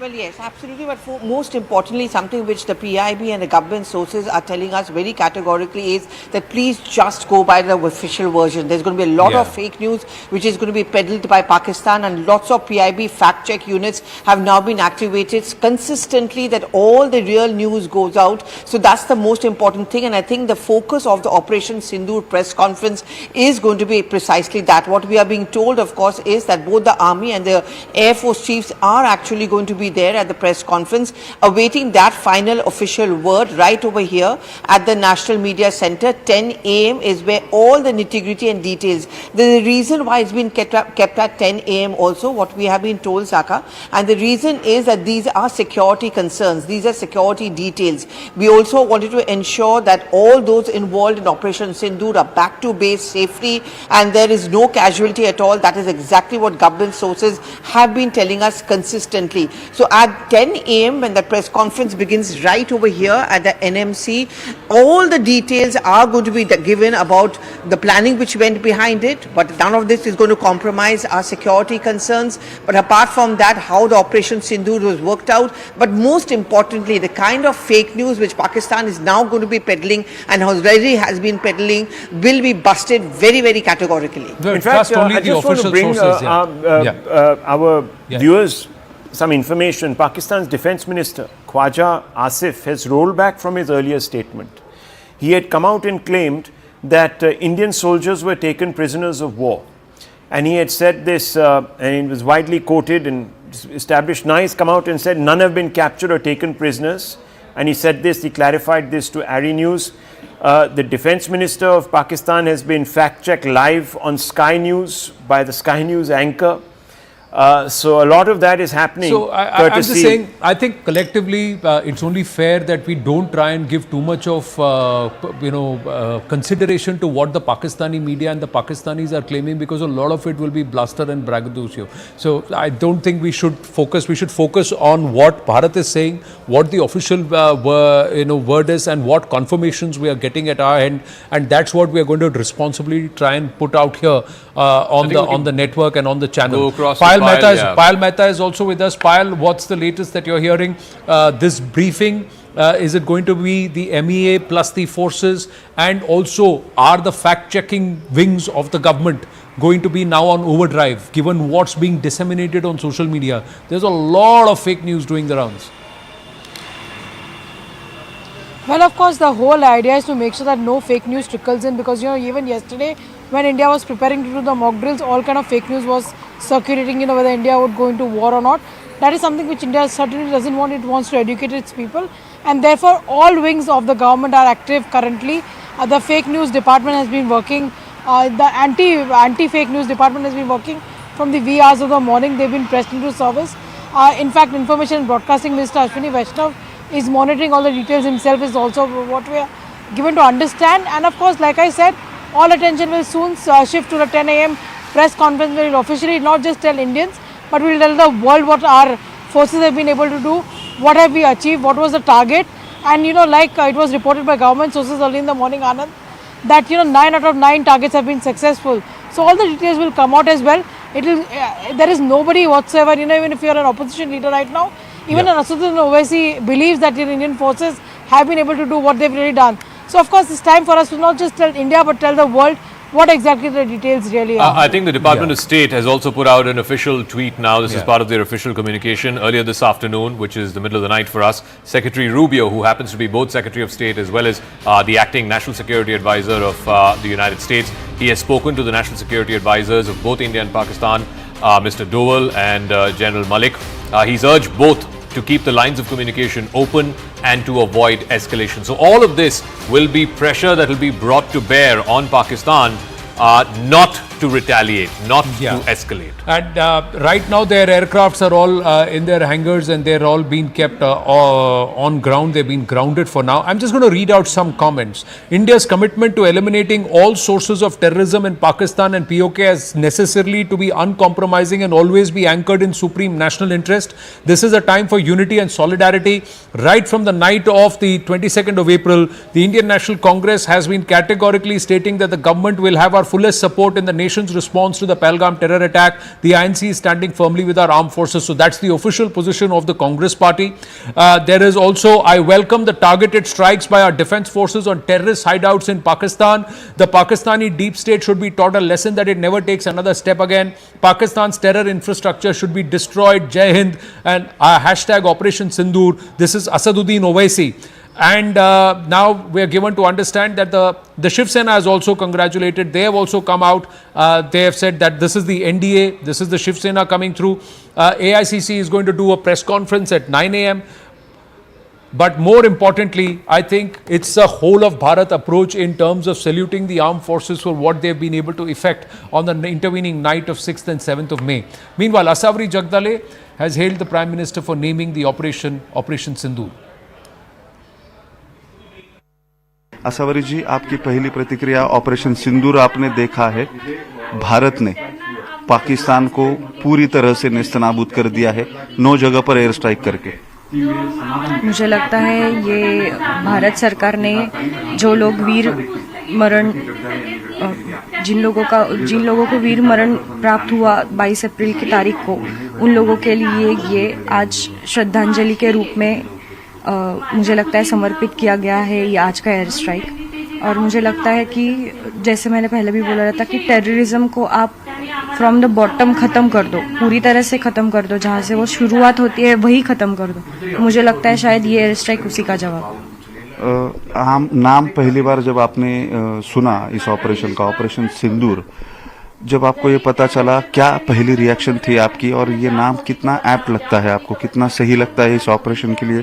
काफ़ी सोच समझ कर ये नाम दिया गया है। और मुझे लगता है नाम बहुत सही है जब हमने ऑपरेशन का नाम सिंदूर है और वो पूरा देखा तो उसमें हमने देखा कि वो लाल रंग के इससे वो लिखा गया है और सिंदूर इसलिए ही लिखा गया है कि जितने भी स्त्रियां वहाँ पे थी उस दिन उन सबके पतियों को मारा था, क्योंकि हम लोग भारत की बहनें हैं ऐसा वो कहते, तो जिन भी औरतों के पतियों को मारा उनके लिए ही शायद वो नाम रखा गया था कि तुम लोगों ने उन लोगों के सिंदूर ले लिए, वो औरतों के हमारे औरतों के, तो हम उससे ही वही नाम लेके तुम लोगों को मारेंगे. I think that significance of the name Operation Sindoor is not lost on anyone, not least on the victims, the daughters, the wives, the sisters who ended up losing their male family members, who were singled out, identified by religion and then shot dead at point blank range. I also want to go across back to our reporters. Payal and Pallavi are joining us from 7LKM. Payal is there, and from the National Media Center, Pallavi is there. One good thing we've also seen is a degree of political unity, Pallavi. The Congress has put out a statement welcoming the strike. I believe Mr. Owaisi has also put out something similar. Most opposition parties also seem to be on the same page that we are with the government in this hour and our full political support with the action that the government has chosen to take. Well, Zaka, I guess today is not the day to talk about all those multiple occasions on which Congress leaders have not saying one thing and doing completely different. But yes, today I think that message needs to go out not just to Pakistan but to the world, that they may have the political differences ideologically but at the same page, on the same page. At 9 a.m. Pawan Khera is going to give the first official reaction coming in from the Congress party. But you just have to scroll through the social media to see that almost every political party, and I would say all of them, have really been supporting the government on this. But you know, to talk from the point of view of the government also, Zaka, I think they have been going step by step, from holding up all-party meeting in which the voice was put forward by the Defence Minister himself, and consistently the Prime Minister's office, the Prime Minister himself and all the senior leaders. In fact, what we picked up yesterday also was that the Prime Minister, the Defence Minister were the only ones who were being authorized to make any kind of comment as far as the Indo-Pak issue is concerned. So no off-the-cuff remarks, nothing out of line. That was something which the BJP and the government was very categorical about. Look at the first big press conference which we are going to be looking at today at 10 a.m. It's not coming in from anyone from the government. It is coming at the National Media Center, but it is going to come in from the representatives of the Air Force and the Army. So giving the credit to the Army is the first big, our armed forces is the first big step which the government wants to send out a message. The Prime Minister, after the closed door meeting, had made it very clear that the scale, the timing will be left to our armed forces because they know the best. So I think all those nitty-gritty, all those details will be put out at the 10 a.m. press conference. And today, of course, I think we are going to also put forward this whole issue about that entire country being one and the entire political class also being one. So this is a messaging which goes to the world, to Pakistan, that we are a vibrant democracy, and over here all stakeholders, all political stakeholders cutting across party lines have been taken on board by the government at every step. Of course, there are security details, there are security concerns which are never shared publicly beyond 2 or 3 of those people. Apart from keeping those factors in mind, by and large, I think the government has shared all the information, and also the political parties today will be defending the government. All right. Now the question is how to manage the fallout of the military operation, whether there will be a military retaliation by Pakistan. How do you manage that? Number one. Number two, the diplomatic fallout. It's not just the United States, but also the Indian External Affairs Ministry officials have spoken to their counterparts in Saudi Arabia and UAE, and I think that is extremely important. These are very, very important Islamic countries, influential members in the Gulf region, have influence and leverage over Pakistan as well. So representatives of Saudi Arabia and UAE have been spoken to. I believe they've also spoken to the UK authorities, as well as the important sort of diplomatic power capitals in the world which have some degree of influence on Islamabad. I think the idea right now, even from India's point of view, and it's very clear in the army statement, that India does not seek any further escalation, that India is not wanting to take this into the military realm. whatever has been hit, and Anand will walk us through the various markazes and the various terror infrastructures and the launch pads that have been hit in these 9 different locations. The Indian authorities, the government and the political establishment and the military establishment are really drawing a line in the sand, saying this has nothing to do with the Pakistani state, nothing to do with the Pakistani army. These are purely out and out terror establishments, and they're hitting those terror establishments. Targets, and allow me to please get back up and take our viewers through this. Let's talk about one of the biggest targets. The biggest targets for us has been Bahawalpur. So Bahawalpur is the JEM's HQ. So this is the JEM HQ, and what has been targeted here is the Markaz Subhanallah. So Markaz Subhanallah, what is the Markaz Subhanallah? Let's try and understand that in detail. Markaz Subhanallah is spread over an acreage of about 15 acres. This is the Jaish headquarters in Bahawalpur. It is located around the NH5 Karachi-Torkham highway on the outskirts of Bahawalpur in Karachi. And it is the main center of Jaish, and it is spread over 15 acres of land. It is spread over 15 acres of land. This markaz serves as the operational headquarters of the Jaish, and it was associated with the Pulwama terrorist attack that happened on the 14th of February 2019. The markaz also consists of residences of Maulana Masood Azhar, the de facto chief, and also Mufti Abdul Rauf Asgar, Maulana Anwar, and other family members. Masood Azhar remains the de jure chief of the JEM. In 2022, he was seen at this area, in this place, during the festival time. The Jaish conducts regular arms, physical and religious training for its cadre at Markaz Subhanallah. Senior JEM functionaries like Rauf Asgar, who's the de facto head of JEM, Masood Azhar, his brother-in-law Yusuf Azhar, Ustad Gauri, they are all people who reside here. The Pulwama perpetrators were trained here. The complex houses more than 600 cadre. Maulana Rafiqullah, former religious trainer of Markaz Usman Ali, is the chief instructor of this Markaz since 2022. Markaz Subhanallah was built with the help of provincial and federal governments of Pakistan. Apart from funds raised by JEM from Gulf and some African nations and also the UK, it is operational since 2015.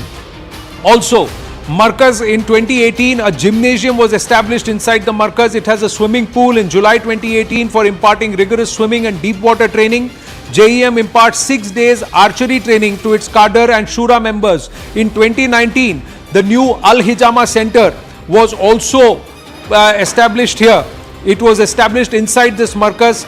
Horse stables and riding grounds were built in May 2022. On November 30th, 2024, Masood Azhar addressed the JEM cadre at Markaz Subhanallah after a gap of 2 years. Anti-India rhetoric was raised, including taking revenge for Babri Masjid demolition, etc., etc. The event was attended by Talha Saif, younger brother of Masood Azhar, Mohammad Abdullah bin Masood, and other JEM operatives. And before this, the last reported appearance of Masood Azhar at this camp was in February 2022. So 2 saal baad wo dikha tha. It's located at an aerial distance of about 100 kilometers from the IB, that is in Rajasthan, Bikaner, Rajasthan. So this is a 100-kilometer distance from Bikaner, Rajasthan, Bahawalpur. So that's the reason why this target was very, very important. The huge terror Tanzim, Jaish, the entire family, its operational commanders were all found here. And Jaish has been proscribed as a terrorist organization under UAPA 1967 in October 2001. The organization has also been designated a terrorist organization by various nations, including the US, UK, Australia, Canada, UAE. This organization also banned by Pakistan in January 2022 under international pressure by the FATF, but they continue to get state backing. They continue to be hosted and taken care of by the Pakistani state. The Bahawalpur airbase is not so far away. Ishan is with us. So I'll go to Ishan. I think one important thing that needs to be underlined is, so Jaish had no operational role in the Pahalgam attack. So I think what is important is Operation Sindoor is actually avenging a lot of attacks, not just what happened in Pahalgam. The 2019 Pulwama attack, of course, was carried out by the Jaish-e-Mohammad. Balakot was in response to the Jaish-e-Mohammad. But now to hit the very nerve center, the headquarters of the Jaish-e-Mohammad, where their seminaries are based, where their training centers are based, where Masood Azhar used to live for a large part of his life.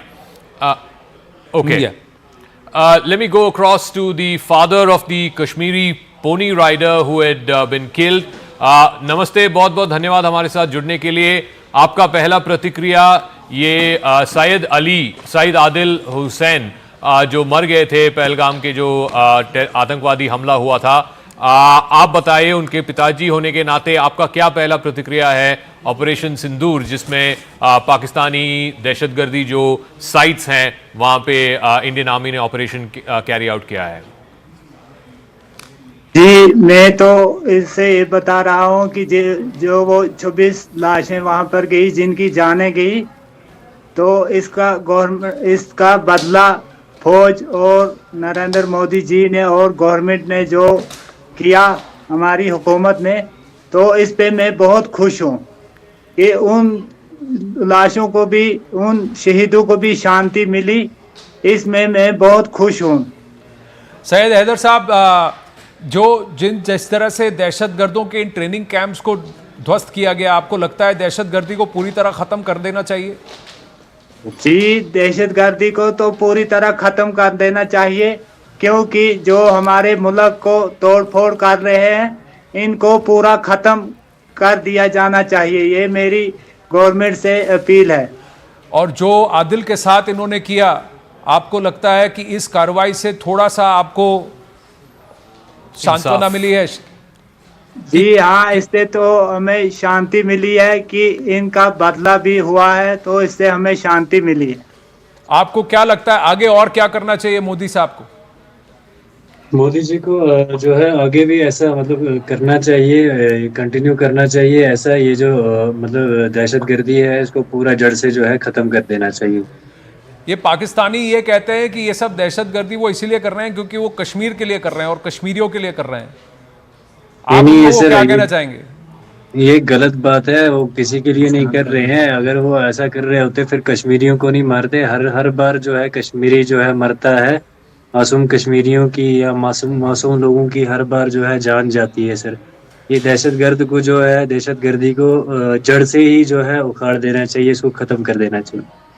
आप आदिल के भाई हैं, मैं आपसे भी जानना चाहूंगा इस वक्त आपको क्या लगता है कि यहीं तक कार्रवाई करनी चाहिए कि और भी ज्यादा करने की जरूरत है, पूरी तरह इसको खत्म करना चाहिए?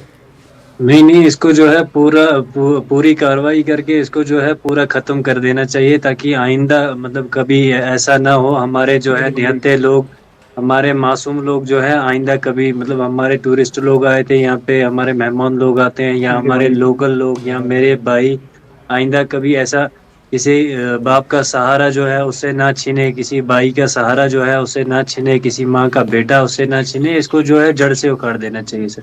ये सब वो इस्लाम के नाम पे करते हैं, ये कह रहे हैं. क्या इस्लाम ऐसी चीजों की इजाजत देता है? इस्लाम ये किसी कोई भी धर्म हो, कोई भी धर्म ये जो है इस चीज की इजाजत नहीं देता है कि आप निहत्थे मासूम लोगों का कत्ल करो या मासूम इंसानियत का कत्ल करो. ये कोई भी धर्म जो है, इस्लाम धर्म को छोड़ के आप कोई भी धर्म देखो या इस्लाम धर्म देखो, कोई भी धर्म इसकी जो है इजाजत नहीं देता.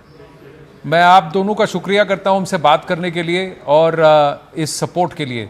बहुत बहुत धन्यवाद. बहुत बहुत शुक्रिया सर. जय Hind. All right, we've got some experts also joining us now. Rajiv Dogra is former diplomat. He's been Consul General in Karachi. Brigadier Vinod Datta, retired, is a Kargil War veteran. He's also there with us. We're also joined by Lieutenant General Raj Shukla, defense expert. Rajiv Dogra, let me ask you. I mean, this was something that had been talked about for the last 2 weeks. In fact, for a number of years now, how Pakistan needs to be taught that there is a cost, there is a pain for these repeated terror attacks. Now that the headquarters of the Lashkar in Muridke, the headquarters of the Jaish in Bahawalpur, the headquarters of the Hizbul Mujahideen has also been struck. What are your first thoughts on Operation Sindoor? Der aaya, durust aaya? Well, the first thoughts are as are the thoughts of every Indian. You had an extensive interview with the father and the brother of the Kashmiri victim, and I think he expressed it very well, that please do not think that anyone from Kashmir to Kanyakumari is not one. I think that's a brilliant message, and that needs to be reinforced. The second, the the second important thing which I want to emphasize is the way government has gone about in consulting everyone nationally and in consulting everyone, keeping them in confidence, taking their views into the picture outside the country. Otherwise, Trump would not have spoken immediately after the strikes. There are two other things. Prime Minister Modi spoke to President Putin just a day or two before the strikes. He spoke to the Qatari Amir just a day before the strike, yesterday. Qatari was important because Qatar, as you know, has been host to Taliban, has been host to Hamas leadership. So it has a certain sort of nuance in the terror world, and also an attachment to. But Dogra Sahab, how do you see China's role now? It hasn't spoken officially. No reaction has come from China at all. What do you think they're going to do? Well, you brought in the big question into the picture. I hope China has no role to play, period. But China, being China, would want to, have a role, definitely. And it depends on how the situation develops. Dogra Sahab, just give me one moment. I'm sorry to interrupt, but we've got the first reaction from Israel as well, one of the first countries to come out and openly support India, saying that India is fully within its right to defend itself. There is no place for terrorists to hide. There should be no excuses that anyone makes for terrorists. So I think just like India was one of the first countries after the October 7th attacks, came out unequivocally supported Israel. Now Israel is returning the favor in that sense. But the interesting thing is that they mentioned again terrorists. Yeah, absolutely. So the Israel stands with India. One of the first reactions that came here has been extremely focused because the Indian side and the Indian establishment has made this very clear. This is a war on terror, and terror establishments have been attacked. One more thing. Talk a little bit about the Chinese matrix. Yeah, I just wanted to add that the Qatar endorsement that Ambassador Rajiv Dogra was talking about came on a day when the OIC statement had come. So it was a timely counter to the propaganda that was trying to be pushed by the Pakistanis, that the Qataris came out and openly endorsed Bharat's right to respond to any act of terrorism. Air Marshal Kapoor is with us in the studio. I'm going to request our team at the back end to also get the audio up on the foldback so everybody in the studio can hear what our guests who are joining us from outside are saying. Yes, Ambassador Dogra, the China angle. Yeah. Well, China, as I said, has made statements even before the strike, which were clearly pro-Pakistan. And in fact, they were provocative in a way. Provocative, perhaps preventive also of Indian anticipated action. So China, I think, will initially watch the situation, see how it develops, and then decide on its action, whether it is kinetic action or supportive action in international fora. That remains to be seen. But China, let's not forget, has already supplied Pakistan with a lot of equipment, both air equipment and the land means and so on. So China is not going to be a well-wisher of India. Point number one. China would also be watching its flanks because it knows that America is watching China's action and China's reaction in case it comes about. So let's assume that China is not on our side and proceed from there. All right. I also want to go to Siddhant, who's joining us on the Israel story. So the Israeli ambassador has just put this up on Twitter, saying that Israel supports India's right to defend itself. Siddhant, what more has Ambassador Azhar said? And I think, you can also capture for us how India and Prime Minister Modi were the first to react to Israel's attack on 7th of October 2023. And now Israel is sort of complimenting India for what it has done, Operation Sindoor. Well, that's right, Zaka. In fact, Israel has always supported India, perhaps stood with India when it comes to India's fight against terrorism. In fact, as you rightly said, when 7th October happened, Prime Minister Modi perhaps was the first world leader to in fact speak to Prime Minister Netanyahu and express his condolences and support of India to Israel. And perhaps the same is being reciprocated at this point in time. And in fact, Zaka, also since last 2 weeks, Israeli ambassador has given multiple interviews, in fact, to our networks also, confirming the support of Israel. And perhaps, there were a lot of similarities also, the way 7th October happened and the way Pahalgam happened. Perhaps, on the basis of religion, the civilians were targeted. And that perhaps gave a kind of a personal touch to the Israeli government. And in fact, I have been speaking to Israeli friends in the Israeli government. And, each day they were keeping very close eyes on the developments, perhaps from Prime Minister Netanyahu to their senior ministers, to the ambassador, all have, extended full support. And now Israel is the first few country to react or rather give full support to what India has done by doing Operation Sindoor. He has hashtagged it as Operation Sindoor. So Operation Sindoor is something that resonates with a lot of people. I'm just going to quote what one of the viewers has sent me. It's a small poem that they've written saying, सिंदूर बना है लहू दुश्मन का, अब गरजे हैं वीर अंबर से, ना चेतावनी ना माफी, अब नापाकी कापेंगे इस मंजर से, जय Hind. And Payal Mehta is just sending us some more inputs. We're going to check if she's there. That the reason why this operation was termed Operation Sindoor, extremely pained by the death of the civilians, especially men of the house. During one of the meetings, the Prime Minister came up with this name, suggested this name as Operation Sindoor. So this had the ratification or suggestion and imprint at the highest levels of the government. It once again highlights the significance of Sindoor and what it means to Indian women. That's how the image or the entire shape of this operation actually took the contours of this operation took shape.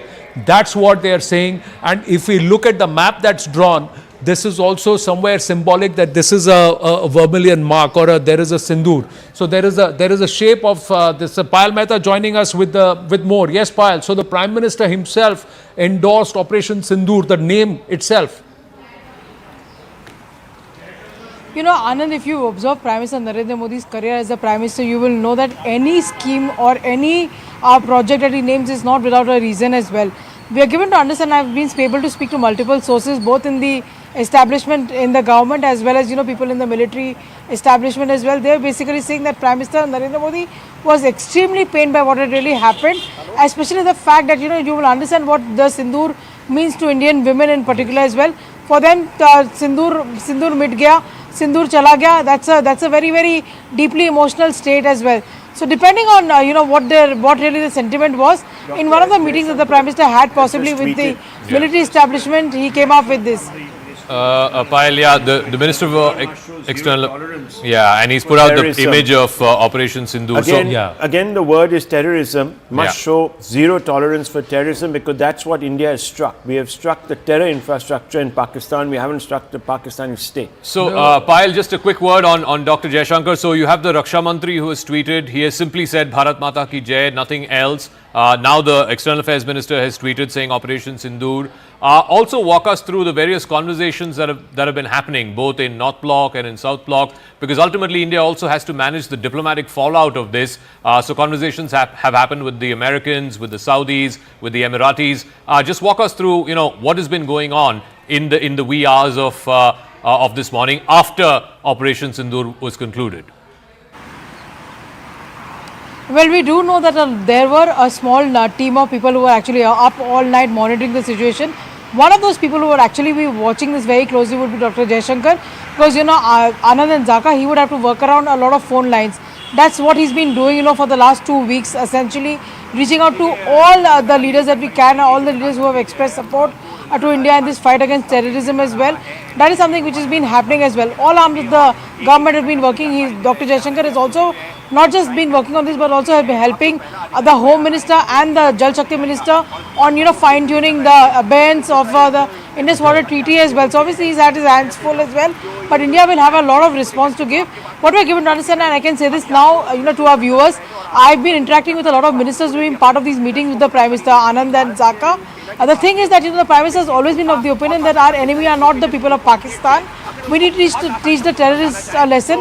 We're not here to teach a lesson, to the people of Pakistan. The normal people of Pakistan have no fault of their own to deserve our leaders to deserve a set of leaders like this. That is something which has been communicated in as many words to all the departments that have been, working on this economic, war against Pakistan. Right. Interestingly, everybody in the government is tweeting. The cabinet ministers are all tweeting. Prime Minister has not tweeted yet. The Prime Minister's handle is silent right now because I think everybody else and the actions are speaking much louder than words. To those who are taking jibes at the Prime Minister a few days ago saying he is ghayab, where it is, and those who are trying to show, toy planes here and there with Nimbu Mirch and all of that, I'm sure they've all been put in place. The Congress party officially is saying that they back Mallikarjun Kharge. Is also the Congress president has also now tweeted saying that we unequivocally back the Indian armed forces and national unity take supremacy and war on terror. We haven't heard from Rahul Gandhi. Yeah. Well, in the past, the Prime Minister also sort of held in abeyance his commentary till the army actually came out and made the statement. Yeah, so I think Balakot also till the briefing happened and he's till being very correct, that's right when he spoke about it. But the Prime Minister was there in the war room right through the night. Marshal, your reaction on Operation Sindoor, the name itself, how significant it is, and is it a strong message? Yes, of course. It is an unprecedented kind of an operation that has been planned and executed this morning. Surprise is the key element, and it came at a time when the nation was to practice the safety drills today. And of course, those drills would be as applicable now, even more, once we have taken this action. We may expect some retaliation from the other side. And let's not forget, the enemy is a professional armed forces. They would also like to take revenge on the called the attack which we have done to take out their targets, but obviously they would be planning, and we should be ready in the escalated ladder to take where this operation goes. Hey Marshal, but you look at the statement, and I'll get General Shukla also to weigh in on this. The first statement that was put out by the ADGPR, the publicity wing of the armed forces, the army, clearly said that A, this is non-escalatory, we don't want to escalate. Two, that this was within the line of control on Indian side, the LC or the IB were not crossed. And most importantly, it also specifically said these are targeted at terror launch pads and terror infrastructure. No military installations have been hit or targeted. I mean, what do you make of that? Why have they said that? See, this is basically what we call in simple language a rap on the knuckles. Okay. You wake up. So this is basically the message from our government to them, that this is just a rap. So we can do much more, but we will now for the first day not cross the IB, not escalate it by targeting the military targets. And secondly, the main the hub centers from where the training is done and the people are launched, those have been targeted, indicating to them that we are aware that this is the place, we are aware how to strike, and from our side we have used beyond visual range weapons, and that have taken them out. Right, defense sources are telling us that Army, Air Force played an important role in the strikes, with both conducting the strikes in a coordinated manner. Loitering munitions were mainly used by the Army and the Indian Air Force. By the Army, the Indian Air Force used standoff weapons. Akash is joining us with more, and then we'll request our guest to elaborate on this and explain this further in context to our viewers. Yes, Akash. So Anand, defense sources are telling us, that this was a coordinated operation, of course, and Indian Army and Indian Air Force, both played an important role. Indian Army, in fact, engaged with the targets, and we have been given to understand that more than 60 to 70% of the targets were engaged by Indian Army, and remaining 30%, were engaged by Indian Air Force. Also, we have been told the loitering munition, were mainly used by Indian Army, and as far as Indian Air Force is concerned, so this force was basically using standoff weapons. Though, at around 10 a.m. we have this official briefing. We'll be getting details of the sort of platforms and weapons that were used in this particular operation, but this is one of those operations where we have seen the coordination and in fact integrated efforts by the forces. Right, thank you for that. General Shukla, loitering munitions, could you elaborate how this could have been given effect? We have both the Army and the Air Force with us in the panel, so please take this forward. Yes, General Shukla. We try and go across to General Raj Shukla in a bit. Yes, Air Marshal, yeah.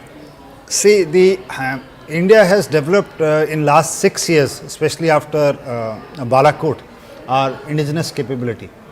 So the weapons that are DRDO, especially the BrahMos variants, may have been used for the strike. That is my guess. So we have BrahMos, we have Scalp, we have Hammer, and associated weapons which may have been used for this strike.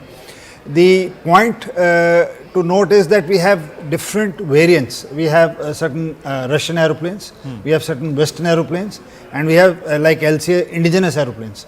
The same weapon has to perform in a similar manner in all the three different platforms. So the integration is what is the most time consuming thing which has been done. So now we are in a position to use these weapons from any of our strikers. But what does it mean when the Air Force is in a stand-up question? You know, so when Balakot happened, I believe it was 12 Mirage 2000s that were used, I think about a dozen, and it was the Spice munitions that were used. How is this different? You reckon that, for example, the Rafales might have been pressed into service, yes, or the other newer aircraft? I'm not privy to what was the package. I am not privy to the operations. No, but in 9 places being hit simultaneously. So it would have been a massive package. It would have been a package of large number of aeroplanes, and all possible platforms in our inventory would have been pressed into service. And it would have been planned considering the air defense setup across in mind, because the hostility can immediately escalate at this stage. So they, and in situations like this, their aircrafts are always airborne, protecting their assets. So any of them can engage this side. So how much to stay inside, how much to go across, where is the line you have to do. So this is all split second. So Air Marshal, I just wanted to ask you this because you made an interesting reference. You said, the Pakistani army is a professional army. You expect them to now hit back, etc., etc. So what do you think is the likely scenario that is going to emerge? Do you think they're going to try and cross the LOC, or because I'm getting a lot of reports here from different people who are saying that there's quite a bit of shelling going on at the LOC. And there's some posts that have been destroyed on that side, not on our side, but that side. So I'm trying to understand what's going on. The narrative which they have been able to put across to their people for last 70 years is that they are the saviors. They have won all the battles. There is no mention of 93,000 prisoners. There is no mention in their stories about Bangladesh creation. There is no mention about how they lost in 71 and other places. So even the previous Balakot strike, they have emerged victor. And they have been portraying Abhinandan's picture, and they say that we have shot down this thing. Wherein as per the input says that Abhinandan shot through R-73, one of their F-16s. But and the Pakis used an AMRAAM, which as per the contract by the Americans, they were not supposed to use during Balakot strike. Now the Indians did give the proof after this strike to them. But with time and passage, the usage of F-16 and AMRAAM was never discussed beyond a particular stage. They would not like in any way to portray to the world that a modern aircraft of theirs was engaged in a combat with a 60s aeroplane of Russian make. So that may be one of the reasons. Now coming to the specific question which you just asked, we must be ready. I'm sure the things would be put in place, because their masses, their public, their own countrymen is going to ask that if our targets have been hit, what have you done? So shelling of course will continue. Now the size of the shells and the caliber will increase. They'll start going more in depth, and they will start to target some military installations, because we don't have any terrorist hideouts at our end. Lieutenant General Satish Dua, retired former GOC, General Officer Commanding of the 15 Corps, is joining us. Good morning to you. Jai Hind to you, General Dua. Your first reactions on Operation Sindoor. 9 different terror locations, terror launch pads and terror infrastructure places have been hit in a simultaneous operation. Jai Hind, everybody. It fills me with professional pride, first of all, and I'm sure it does the nation, that we have actually managed to, we've actually done what we wanted to do to bring closure to those 26 lives lost and the perpetrators of terror, and this time round we have given a very befitting response because this time, unlike Puri surgical strike or unlike the Balakot precision air strike, they were announced after they had been carried out. This time round, the Prime Minister, the Defence Minister, they had announced to the country, they had announced to the world that we will go after the terror, not only these terrorists, but also their backers and the terror ecosystem that supports them. And we've done precisely that because these are the those hubs of terror that have been hit, especially the headquarters of Lashkar-e-Taiba, Jaish-e-Mohammad. So this is for the first time that we have struck deep, struck precisely, and I'm sure it will have a telling effect both in terms of will Bharat's military posture marginalizing the terror and as well as last sentence, as well as a statement. General Sahab, will Bharat's military posture be redefined or looked at differently pre and post Operation Sindoor? Zaka made this point some time back. I just want to know your views. And in the operation details, we also have got to understand that the army used loitering munitions with the Air Force in a standoff position. So 70% of the targets decimated by the army, 30% by the Air Force. Can you explain this a little bit tactically for our viewers also? Ji, two questions, two parts to the question. So, firstly, as to the details, I don't have full details. What I'm hearing from you and what I'm hearing from media since last few hours is that it is a combination of all three services. Like you use precise words of loitering munitions.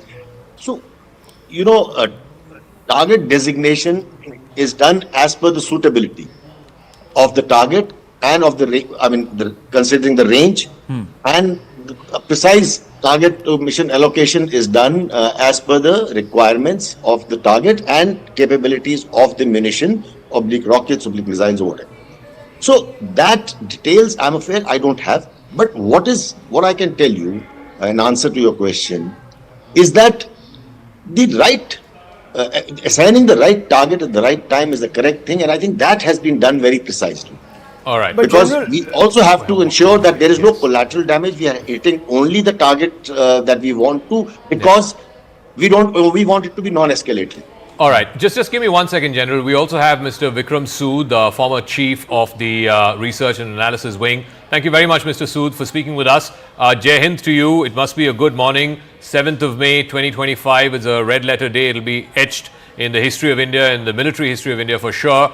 9 different locations, terror launch pads, terror infrastructure, including the headquarters of the Lashkar in Muridke, the headquarters of the Jaish in Bahawalpur being hit. As someone who spent a whole career talking about this, what do you feel on a day like today? Well, actually, this was something one sort of expected would happen. When it would happen, one wasn't sure, because there are lots of things to be considered by the government before they go into this. But it's happened, and it should have happened many, many years ago. In fact, it should have happened, something like this should have happened after 26/11. But that's history now. And I'm glad it has happened, and it's necessary, but we have to be prepared for a counter. That is their DNA. They want to do it, and unless somebody can put pressure on them and not to do it. I heard in some other channel this morning that, I think in some American channel, CNN probably, that the Americans should tell the Pakistanis that that's it. Now you did something wrong in India. Now this is the apt reply. Now keep quiet. I don't know whether they will be able to do it, because the army would have a lot at stake. Will they agree to the American suggestion, well, not officially but otherwise, that Imran Khan should be released, elections should be held, etc., etc. I don't think Asim Munir has the capacity or the desire to do all that. He's playing a different game for himself. He wants to, probably is seeking a second term or a third term as chief. No, but you said there will be a retaliation. What form or nature would that retaliation be? And what might possibly be the off-ramp? Because, you know, at the front and center of all of this is Asim Munir. A week before Pahalgam happened, he made those comments, pretty visceral comments, and then Pahalgam happened. What is the off-ramp for him here?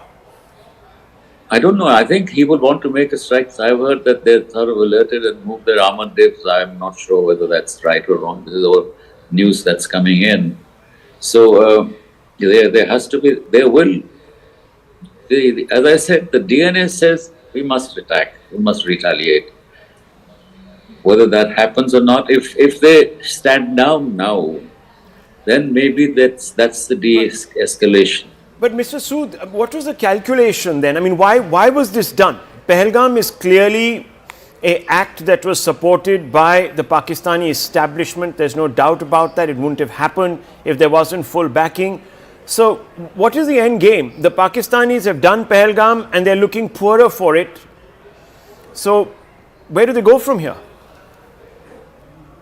You know, my assessment has always been that terror won't stop unless you hit the source.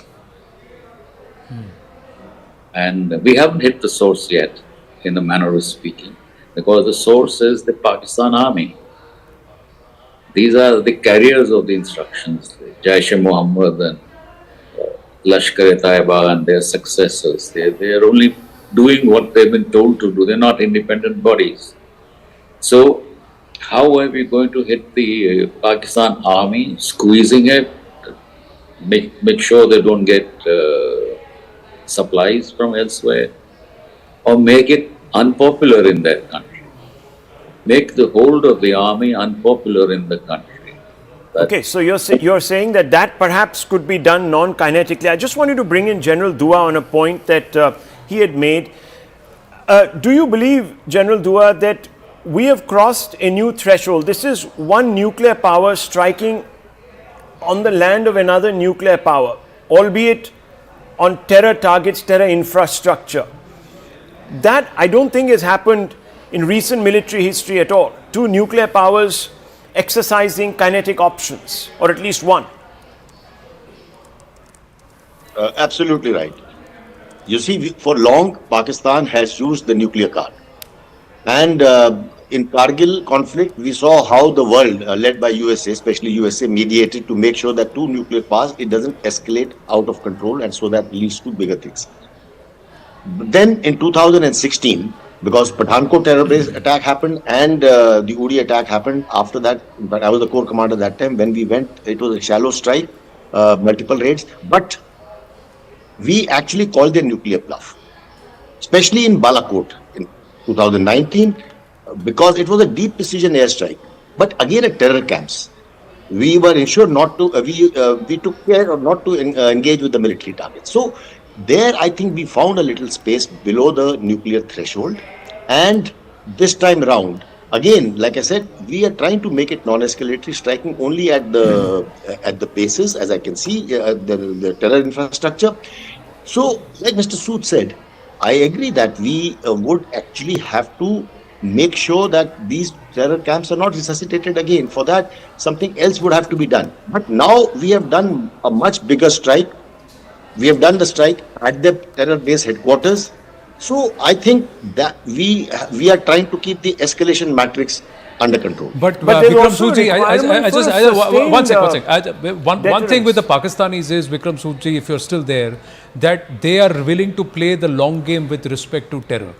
This bleeding, they are somebody who are able to take a nikat ka nuksan for a dur ka fayda.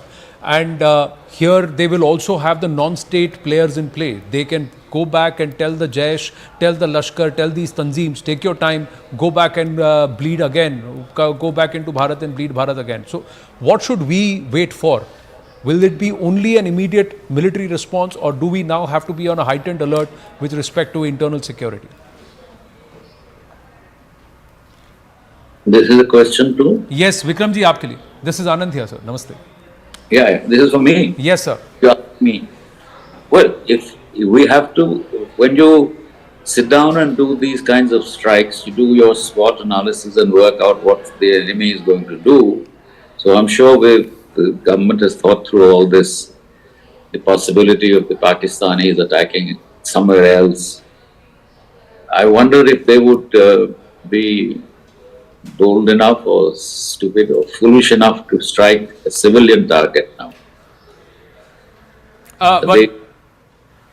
No, Mr. Sood, sorry, go on, please finish your point, sorry. They will have to look for a military target first, I think, because there are no terror camps here. And there is no, similarity with the two positions. So they'll probably look for a military engagement, and that would be escalation also.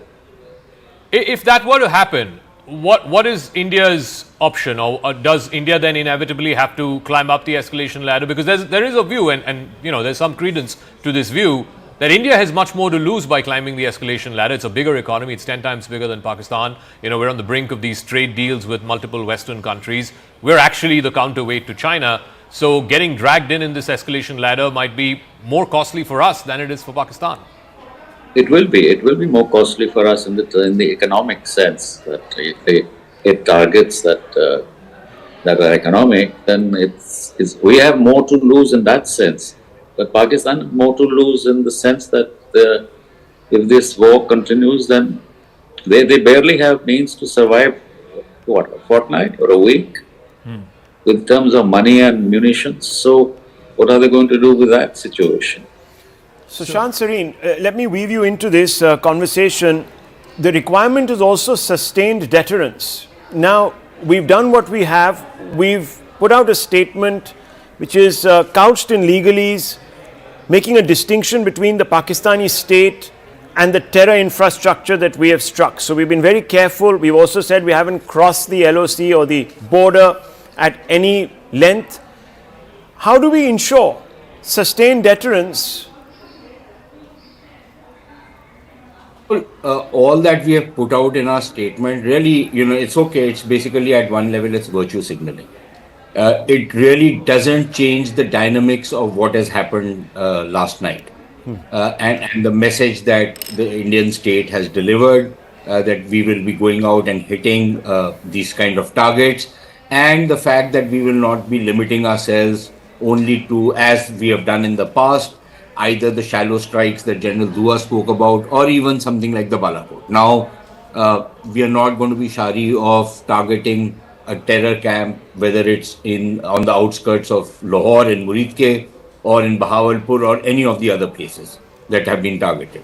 So I think that is the message that the Pakistanis have also got, and that is the message to which they will react and respond.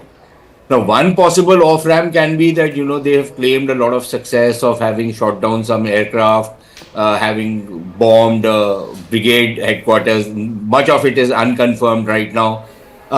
And they can take that as an off-ramp. Or they can do what Mr. Sood says that they are likely to do, that they will go up and want to respond much more. At which point of time, I think we will have no choice but to go up the escalation ladder. Now, I agree that in absolute terms, maybe we will have to pay a higher price than the Pakistanis.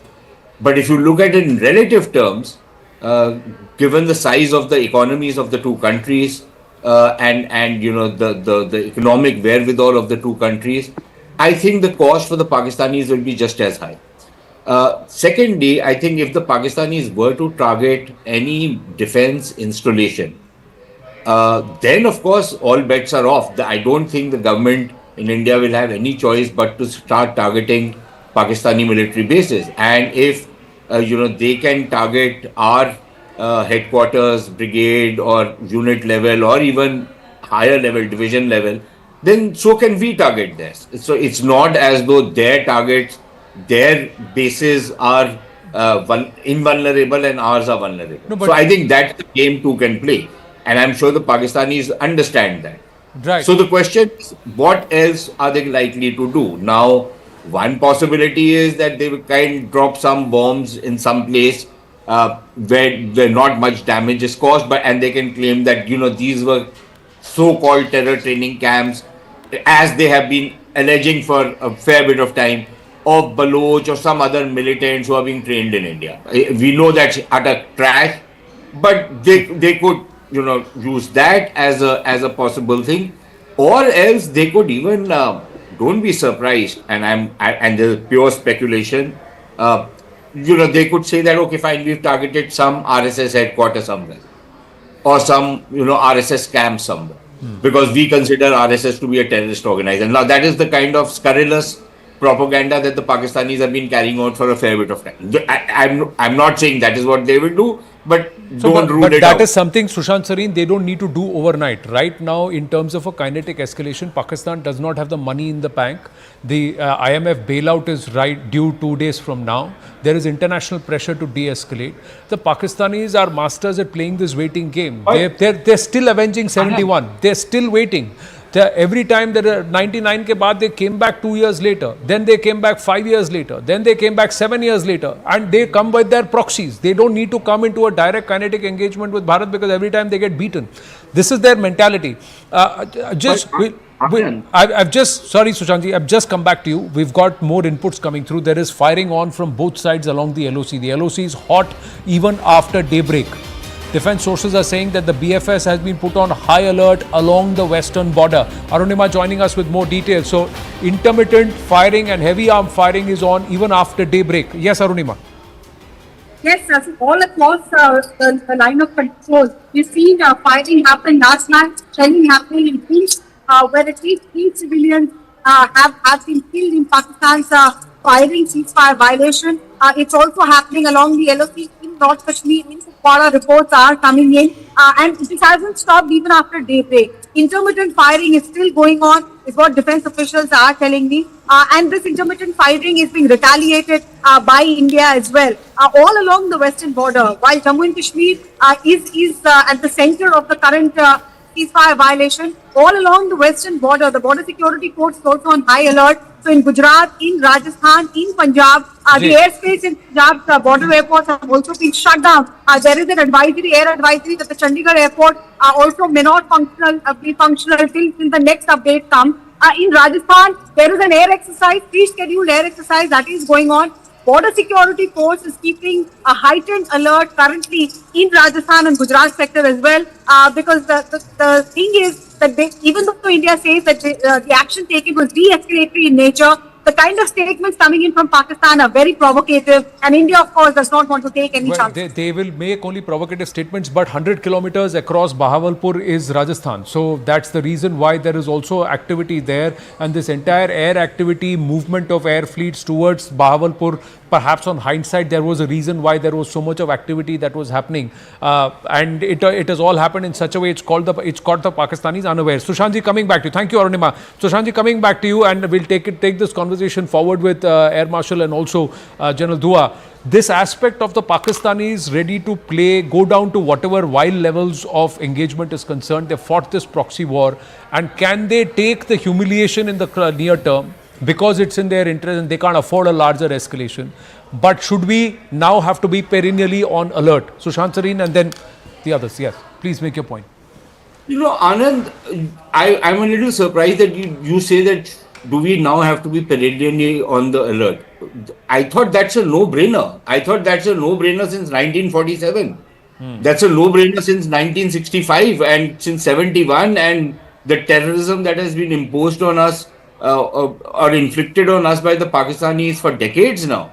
So yes, we have to be eternally vigilant, we have to be prepared, and yes, now the scale of what things might happen could go up. But the Pakistanis also know this, that if they were to do something like this again, using their proxies, then the reaction from the Indian side will be just what it was last night. So that's not going to be any different. But to come back to their economic vulnerabilities, see, if I was a Pakistani, I would be calculating that as of now, there doesn't seem to be any pressure on me that the IMF or some of the other multilateral institutions are going to hold back on the next tranche that is going to be due to them, and are going to hold this as a kind of a leverage over the Pakistanis to back off, scale down, take the off-ramp. There is no indication as yet. If now that happens in the next day or Sushant, so the next discussion is on the 9th, which is 2 days from now. Yeah. If they were to retaliate between today and the 9th, surely that will have ramifications on the next tranche. But if they were to retaliate and then say that we are not going to do anything more, then will it have an impact on the next tranche or not?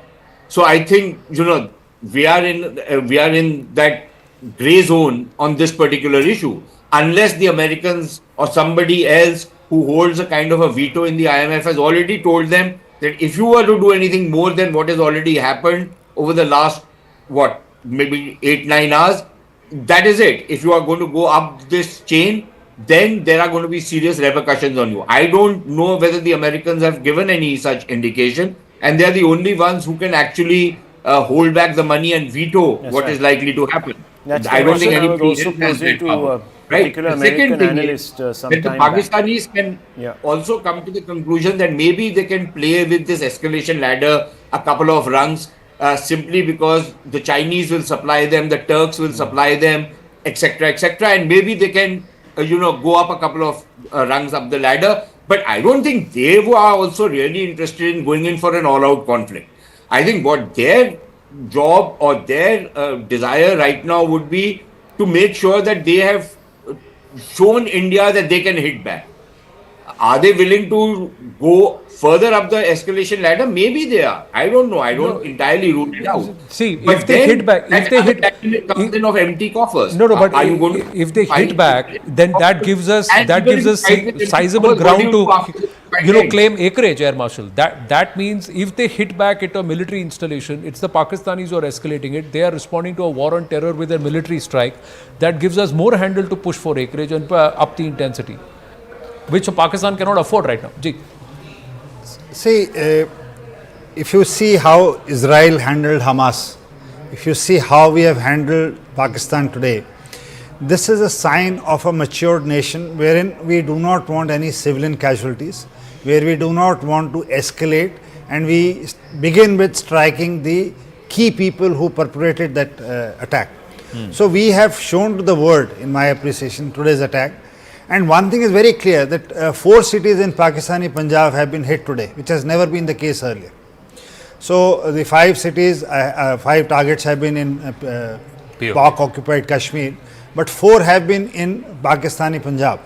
So this is where the heart of the Pakistan lies, and when their heart has been attacked, obviously this is going to churn up emotions. It will churn up a lot of thoughts in their CCS meet, which they are going to have in a few hours from now. Right. The public will try and come on the roads to put pressure on the administration and the army to take retaliatory action. Zaka, sorry sir, UAE has responded.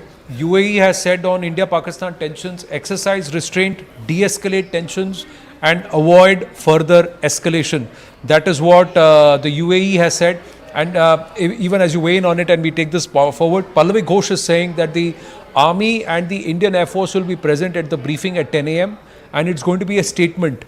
Questions are not going to be entertained. Yeah, which is how it was after Balakot, which was how it was after Uri as well. So this statement that's been put out by the UAE Deputy Prime Minister Sheikh Abdul bin Zayed Al Nahyan, he has called for both India and Pakistan to exercise restraint, de-escalate tensions and avoid further escalation. I think it's important in the context that the UAE is one of the few countries, I think there are about 5 or 6 countries that were spoken to in the immediate aftermath of Operation Sindoor. UAE happens to be one of them along with Saudi Arabia. So I think it's important to underline these are countries that have a tremendous amount of influence on Pakistan. They are key members of the Gulf Cooperation Council. They are loaded, they have petrodollars, they often lend money to Pakistan and have, like I said, leverage on the Pakistani establishment and also on the Pakistani army. So I think the fact that the UAE has also now come out and publicly put out this statement will again add further pressure to the Pakistani military.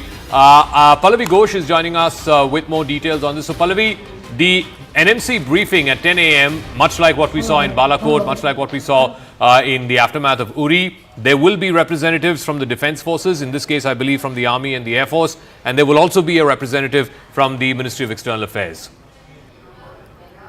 Hello. Hello. Okay. Pallavi, can you hear me? But in the meantime, Pallavi seems to be inside the National Media Center right now. We'll try and go across to her. Can you hear us, Pallavi? Just quickly just checking. The Foreign Minister of Turkey has come out. Yeah. Hakan Fidan. And he has said that we express solidarity with Pakistan against India's unprovoked aggression, violating Pakistan's sovereignty and killing innocent civilians. Pakistani travel guides, according to them, Ministry of Foreign Affairs statement that Turkey's FM expressed concern over deteriorating regional security situation. However, both the leaders agreed to remain in close coordination on the evolving situation. So, Turkey has certainly picked a side here. Turkey has not only picked a side, they've also sent a plane. I think that's also... well, that was something that was reported calibrated. Interesting that after the radar. strike, the only flight over the Pakistani airspace was a plane from Istanbul to Karachi. Yes, Pallavi. So, no questions will be taken. Will the MEA also be present along with the Army and the Air Force spokespersons? Yeah. So, as of now, the details which have been put out by the PIB is, and you can see those preparations right behind me, all the mic testing and all the chairs and all of that have been put here, that representatives from the armed forces and the Air Force are going to be addressing this. It's not going to be an interactive press conference as of now. That has not been planned. It's just going to be a suo motu statement which is going to give out details of the operations, the security operations, the security details, but of course not being compromised. But at the same time, the detail is going to reflect on the fact that there's a lot of fake news which is being peddled by Pakistan with something which has to be outrightly rejected and not reflected at all. Ever since this operation took place, Operation Sindoor, they have been the PIB fact check unit which has been working round the clock, and they have been putting out fact check points. And this is an appeal that they are making consistently to all the channels, that please don't fall and don't reflect that fake news. We understand that Pakistan is frustrated at this point of time, so they are going to be putting out these kind of news. They are not to be reflected or believed at all. So in that press conference, if you want to call it one, at 10 a.m., there are going to be representatives of the Army and the Air Force. We haven't been given further details on who else will be sitting there, but they are certainly going to give us all the minute details which the security concerns permit of Operation Sindoor, so as to put it on record how it was conducted, how there was no violations taking place, and how it was done in a very coordinated civil manner. Sushant Sareen and Air Marshal Kapoor with us. So, Air Marshal Kapoor, the other question is, which I was asking General Dua is not there. Zaka had mentioned that Operation Sindoor changes the perception, global perception of Bharat's military posture. Agree, disagree? Pre and post Operation Sindoor, will there be two different dynamics here? Because it's the first time we have done what we have done at such a scale. Yes, after 1971, the next strike, the aerial strike which we took, which was at Balakot. Now, that was just a singular target, which the next morning they took the media people and showed some shrubs, bushes have been damaged and some craters have been created, nothing much. I've been telling this in all the forums, is that they have an exceptional quality of weaving a story to their own masses and to their own public. And they are mastering that. So even after Op Sindoor, the people there will fabricate some sort of a story as to nothing much has happened. There were actually not 9 targets, there were only 2-3 targets. We have put down so many things, and look at the ground, this fire which they are showing is not actual, only this damage has happened, this, and the gullible public will buy that. So that's my take. Actually, the problem there with the Pakistani state is being centrally controlled. Yes, it's not really the ISPR decides what has to be, people, what narrative. People will only get what the official version is. Yes. Sushant Sareen, yes, you were raising your hand. Yeah, not that anybody listens to me, but my own advice to people in the government would be that if you're holding a briefing right now, say at 10 o'clock, maybe you should hold 2 briefings in a day while things are very hot. And please go beyond the normal anodyne kind of briefings that people generally give in government. Give a little more details. Don't try and hide many things. If there are some losses that we have incurred, fine. Frankly speaking, I don't give a damn if we have incurred any losses, because the losses are always part of this game. There is no loss-free or risk-free options, as I've often repeated. Yeah. So please don't be sorry of that. Please be very transparent and give whatever information you can share, rather than just giving a very trite kind of information which really does not help much. And so if more questions. You can do it through these briefings. But please make them a little more detailed, and please, at this point in time, at least have them twice a day. But Sushant, if I can, you've been tracking and following Pakistan for a very, very long time. this is the first time outside of a war situation where Punjab has been hit. And Punjab is like the heartbeat, the very nerve center of not just the Pakistani establishment, but specifically the Pakistani military establishment.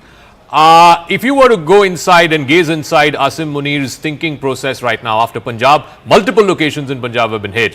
What is he thinking in terms of how to respond to this? Look, I think from the Pakistani perspective, the fact that Punjab has been hit is something quite significant. You know, even actually come to think of it, Balakot being hit, because which is part of Pakistan proper, not part of Pakistan-occupied Kashmir, was a significant message. But look, it's not just Bahawalpur which has been hit. You hit Muridke, which is like on the outskirts of Lahore, right? Yep. So the messaging is very strong. But the point is, you know, the Pakistanis have already said that we are going to come back very strong. And I think we should take them at their word. Now, they, like I said earlier, they can say that, okay, fine, you came, we scrambled our guys and we launched certain counterattacks. And yes, that's our off-ramp.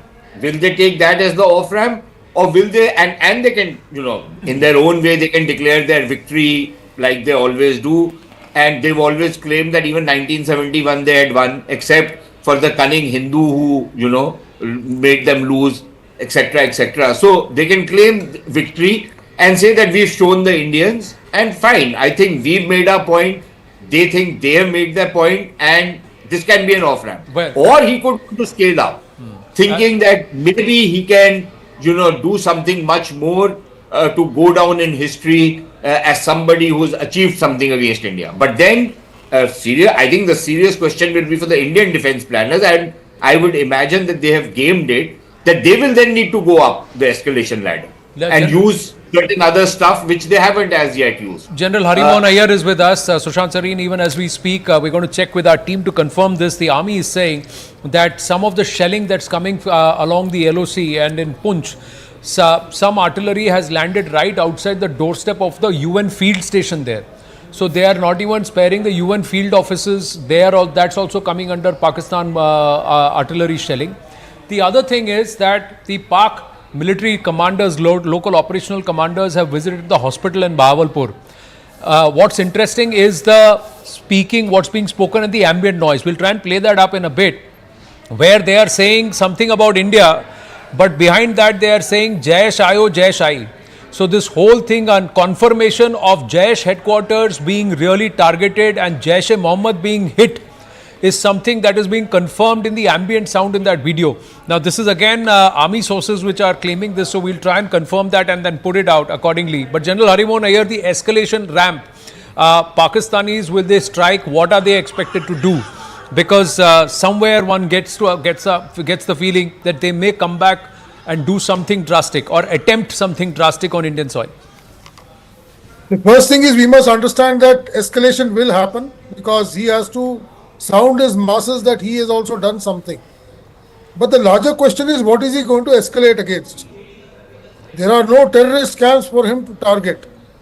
If he targets the military sites once again, he is going to escalate the entire thing a little further. The very fact that we have given out a very clear statement that this was in response of terror architecture inside Pakistan, and we do not want to escalate any further. This is a clear sign for him to say, don't try and escalate and don't try and hit our military targets. Because the moment he starts engaging anything which is of value to India, the escalatory ladder is only going to go up. And he's going to get a second or third round of a larger dose, something which is way beyond what he got yesterday. So the next few days are going to be very interesting because he has a masses to look at. And like Sushant keeps saying, these people are incorrigible, lot of people. They don't tell the masses the right thing, what is happening on ground. They have to continue showing that they are a superior race, that the Fauj in Pakistan is absolutely the most professional Fauj in the world. And they'll try and play up some story saying that they have downed a couple of our aircrafts, they have hit some. I have already seen some kind of Pakistani noise coming out that they have destroyed a brigade headquarters and so on. It is not so easy to destroy an infantry That's a fake brigade. news. Yeah. That's a fake news. That's why I'm trying to say they are trying to sound to their own masses that the army is, giving it back. Right. Whereas General, I'll just come back to you in 1 second. We have some exclusive information by way of our investigations editor, Manoj Gupta. We're flashing that on our screens. The details of Operation Sindoor, the approximate distances from India, the considerations for the potential responses have all been accessed. The Jaish headquarters, of course, was struck, which is the seminary that they have. Markaz Subhanallah. Yeah, Markaz Subhanallah and Bahawalpur. Bahawalpur. Approximate distance from the borders is about 90 kilometers, with nearest border in Punjab and Rajasthan with Bharat. Is the global headquarters of Jaish-e-Mohammad. Bahawalpur is in southern Punjab. Pakistan needs medium range missiles. Markaz Taiba, Murid ke Lashkar, that is 25 to 30 kilometers from the Atari border and is the headquarters of the Lashkar. Close proximity allows for artillery or short-range missiles. Sarjal, Tehra Kalan is 20 kilometers from Pak Punjab and training hub for Jaish. Akash joining us with more details. So that requires precision strikes via drones or missiles. So clearly how these targets have been attacked or these targets have been neutralized. That is something which is now perhaps we have some details. What kind of weapon systems would have been used? Yes, Akash. Anand, last time when Balakot happened, I remember that how, the jets of Indian Air Force went inside the Pakistani territory and dropped those bombs. Inside for up to 100 kilometers, in fact. This time around, while it is about the targets, yes, Manoj Gupta is reporting that how, there were targets that are 90 kilometer, away from the LC. And this is the time when, there comes the role of the loiter munitions. Right. I have been, talking about Nagastra and all other weapons, and in fact the, indigenous weapons that we have, the loiter munitions we have. Now, which one was used, is something that we may get, in the press conference that is being addressed by Indian Army and Indian Air Force. The but 90 at this point in time, Anand, I'll also try to... Yeah, the 90 kilometer distance is actually from Anand, the international border, I'll try to show you the Bahawalpur to once. Rajasthan, Punjab. Yeah, go ahead please. Yes. Yeah, there I am showing you the visuals. This is Srinagar Airport. Initially the claim was that, they have attacked the Indian Air Force base here in Srinagar. And, we have in fact been informed that all the schools in this vicinity have been closed because of security reasons. And I am showing you the visuals that in fact the airport has been closed. All flights, that were earlier scheduled from this particular airport have been cancelled. And in fact, there I am showing you the visuals. No one is allowed. This particular passage is not for common people. And in fact, I have been told that Indian Air Force is somewhere taking the charge here at this particular airport. This is of course because of security scenario and for the safety of the citizens here. Right. But then we have several sort of schools in this vicinity. Anand, this is the Kashmir Valley School, which has been in fact closed and it will remain shut throughout the day. And in fact, all these schools in the nearby vicinity have been, asked to remain shut. Exams and, have also been at this point in postponed, time, everyone is waiting for that press conference that Indian Army and Air Force, are going to address, because in that press conference, we'll get to know some sort of details of the sort of attack that was carried out. And I'm not sure whether or not it will be, informed that which weapon was used, but definitely this press conference is going to be very, very important. Right. Just to get some perspective, that Bahawalpur that has been targeted is about 90 kilometers from southern Punjab of Pakistan. It's located in southern Punjab in Pakistan, but about 90 kilometers from Rajasthan Punjab borders. Now, what kind of munitions would come in place? Short-range missiles will come in.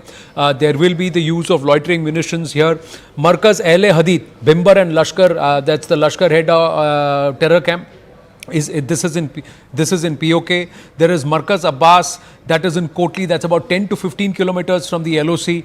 Markaz Rahil Shahid is again about 10 to 15 kilometers from the LOC. The Shawai Nala camp in Muzaffarabad is 40 to 50 kilometers from the LOC. And Sayyidna Bilal camp is about 40 to 50 kilometers from the LOC. So we have the weapon systems, the arsenal to target all these locations deep inside Pakistan or in Pakistan-occupied territory very easily, about 50 to 100 kilometers from the border also, without crossing the borders. General Harimohan Iyer, perhaps that is critical. Even as we are waiting for that briefing that is scheduled at around 10 a.m., this is the critical aspect. We have not crossed the border this time around. We have not had to get into enemy airspace at all. Yeah, that is the advantage of having a weapon system like the Rafale. We can have long range standoff attacks. Not that we don't have the other systems like the BrahMos and other long range vectors, but when you use those kind of long range vectors, the escalatory ladder goes up very fast. So it's very possible that there has been a mix of a large number of weapon systems that have been used. It is not necessary that only one weapon system is used on a particular target. It depends on the size, shape, and the kind of target that is being put up. If it is going to be a large structure like the Muridke headquarters or the Bahawalpur headquarters, I'm sure a much larger sized missile would have been used, along with possibly even a loiter ammunition, which cannot be ruled out. Because the aim is to carry out as much damage as you can in a structure which is of that kind of a nature. As far as those camps which are across the line of control, they are possibly more semi-permanent kind of camps where the structures are not so strong. So possibly more loiters and other kind of vectors could have been used. So it is something must have been planned based on the target shape, size and posture. Well, before I bring in Air Marshal, we also have a response coming in from Pahalgam victim Bharat Bhushan's father, Chinna Veerappa and Preetam Bharat, who are Bhushan's brother. Both have hailed Operation Sindoor.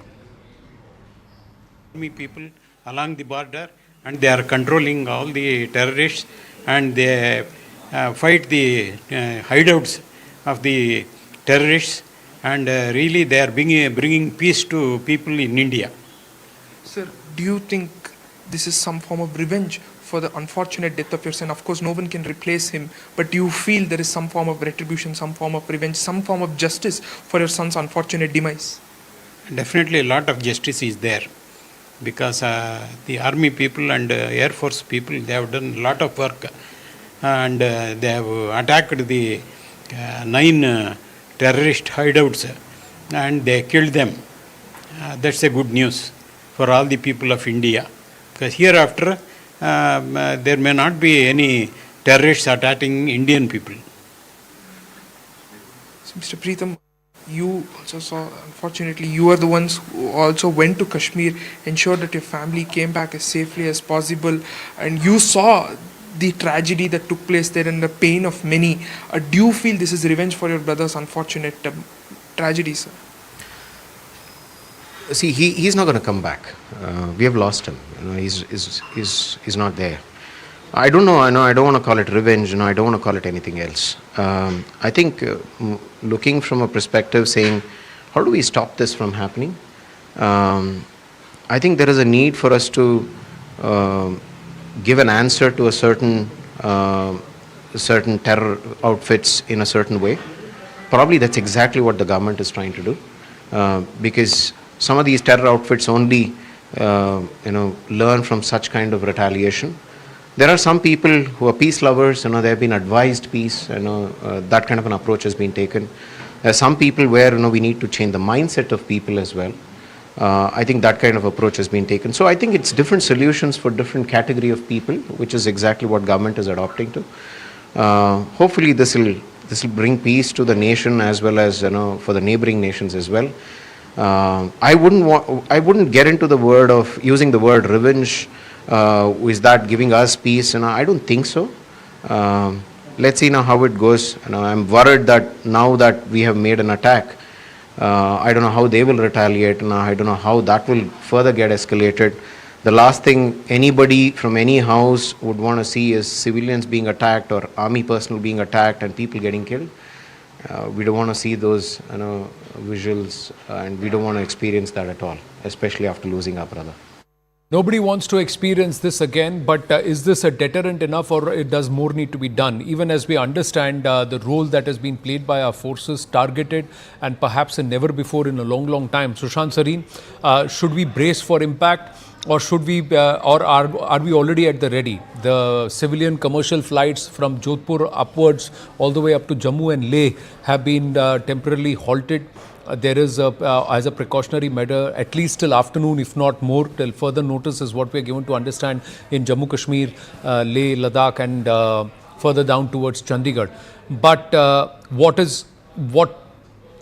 next? That's a question. And how much are we ready to escalate this matter? Or this time do you feel the intent is that if they up the ante, we will go up further? It's okay if it is a little long drawn. I don't know what the government's calculations is. Like I said, they neither listen to me nor am I privy to what their confabulations are. But the fact of the matter is that I think we'll wait and see. In the next maybe couple of days, it will become very clear whether the Pakistanis are going to actually, escalate. Then we go up the escalation ladder and target, because Pakistan is a very target-rich country in terms of targets. So we can always go up the escalation ladder on that count. And in case they are going to be attacking our defense forces establishments, then there are even more targets available to us.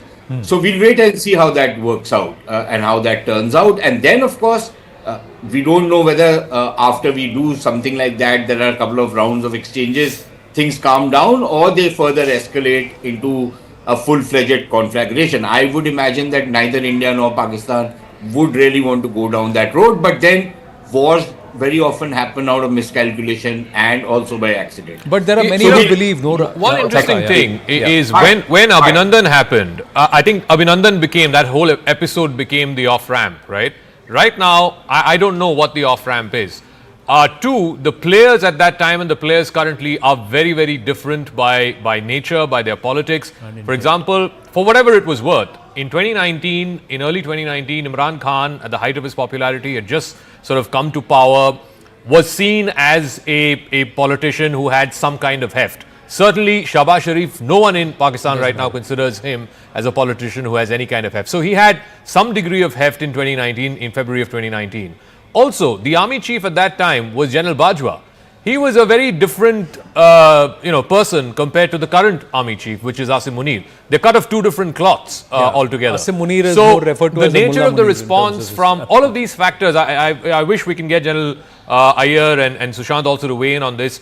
One, what's the off-ramp here for Pakistan? Two, the characters involved right now compared to the characters involved in 2019. The nature of response will be different because of the characters who are involved. See, we are talking about an off-ramp for Pakistan. There is another way to look at it, is that there are many here who believe that we don't give, when I say we, India as a government and the Indian armed forces don't give the messaging strong enough to make it a deterrent for the Pakistanis to turn back and come back. So the messaging is, unless there is acreage that shaved off the Pakistanis, there is something hard which hits them, which they lose. They are not going to learn. This will be nothing but a pinch or a kick on the backside, and then they'll come back and do the same thing again via proxy. General Saab, your thoughts? Yeah. We should also look at the political structure which is there in Pakistan today. Like Rahul brought out, 4 years back or 5 years back. Zaka was it? Yeah. Zaka. The political structure was totally different. You had a elected government in place. You had the army chief who was on an extension, and possibly a little more reasonable person than the one which is here today. Today, as people put it, in fact, I was hearing somewhere in the American news setup that they are looking at him as a dictator controlling entire Pakistan. The political structure is just a front face, and everybody knows who's calling the shots in Pakistan. So we are dealing with two different level of things as to what happened in 2019 and what is going to happen this time. The other issue is, if they don't respond and if they don't go down quietly down this lane, the whole issue of the Fauj being the savior of Pakistan gets a beating. Yeah. So that is something we need to factor in, and I believe that they will possibly go down the suicide lane a little bit, assuming that there could be, their benefactors who are around the world who will come and save them and try and extricate them. But if they do that, then is Bharat willing to go and then exact acreage from the Pakistanis to further defang the army, because there are many within Pakistan who want their army and their military establishment defanged? Personally, if you ask me, if the situation escalates to a level that we have a capability to finish this operation completely, I am sure the current government has the resolve to take it the full distance and ensure that the complete Pak army gets discredited. And this is something which I have been speaking right across the time when this crisis has started. By and large, the Pakistani army needs to be, brought to books, and it has to be a system that has back again after 5 years. Back to where they were. And if there is escalation, does Pakistan face multiple fronts? Is there more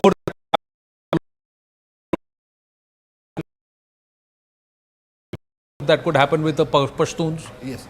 Now, the Pakistan Armed Forces, Army especially, which has been deployed, pulled out and brought to their eastern borders. But now, with this strike, the remaining also would be asked to augment.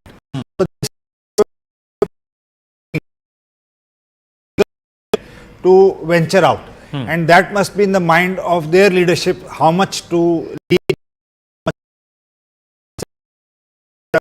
The international pressure would now start to mount on the establishments, both the establishments, ours and theirs, to contain it to the level which it has gone. Now, this would have been factored into the initial planning. If we want to go up the escalation ladder, the options for us is to strike at the places and open those fronts where they are weak. Right. What Pakistanis have basically done is each and every inch of their Punjab is with canals, which they call ditch cum bun, so that these are natural irrigation canals which act as a barrier for our movement of armor, tanks and BMPs. Also, they have heavily fortified by air defense all the targets in this area. But whereas it is quite thin when you go from Rajasthan downwards into the Sindh area and hardly anything towards Balochistan.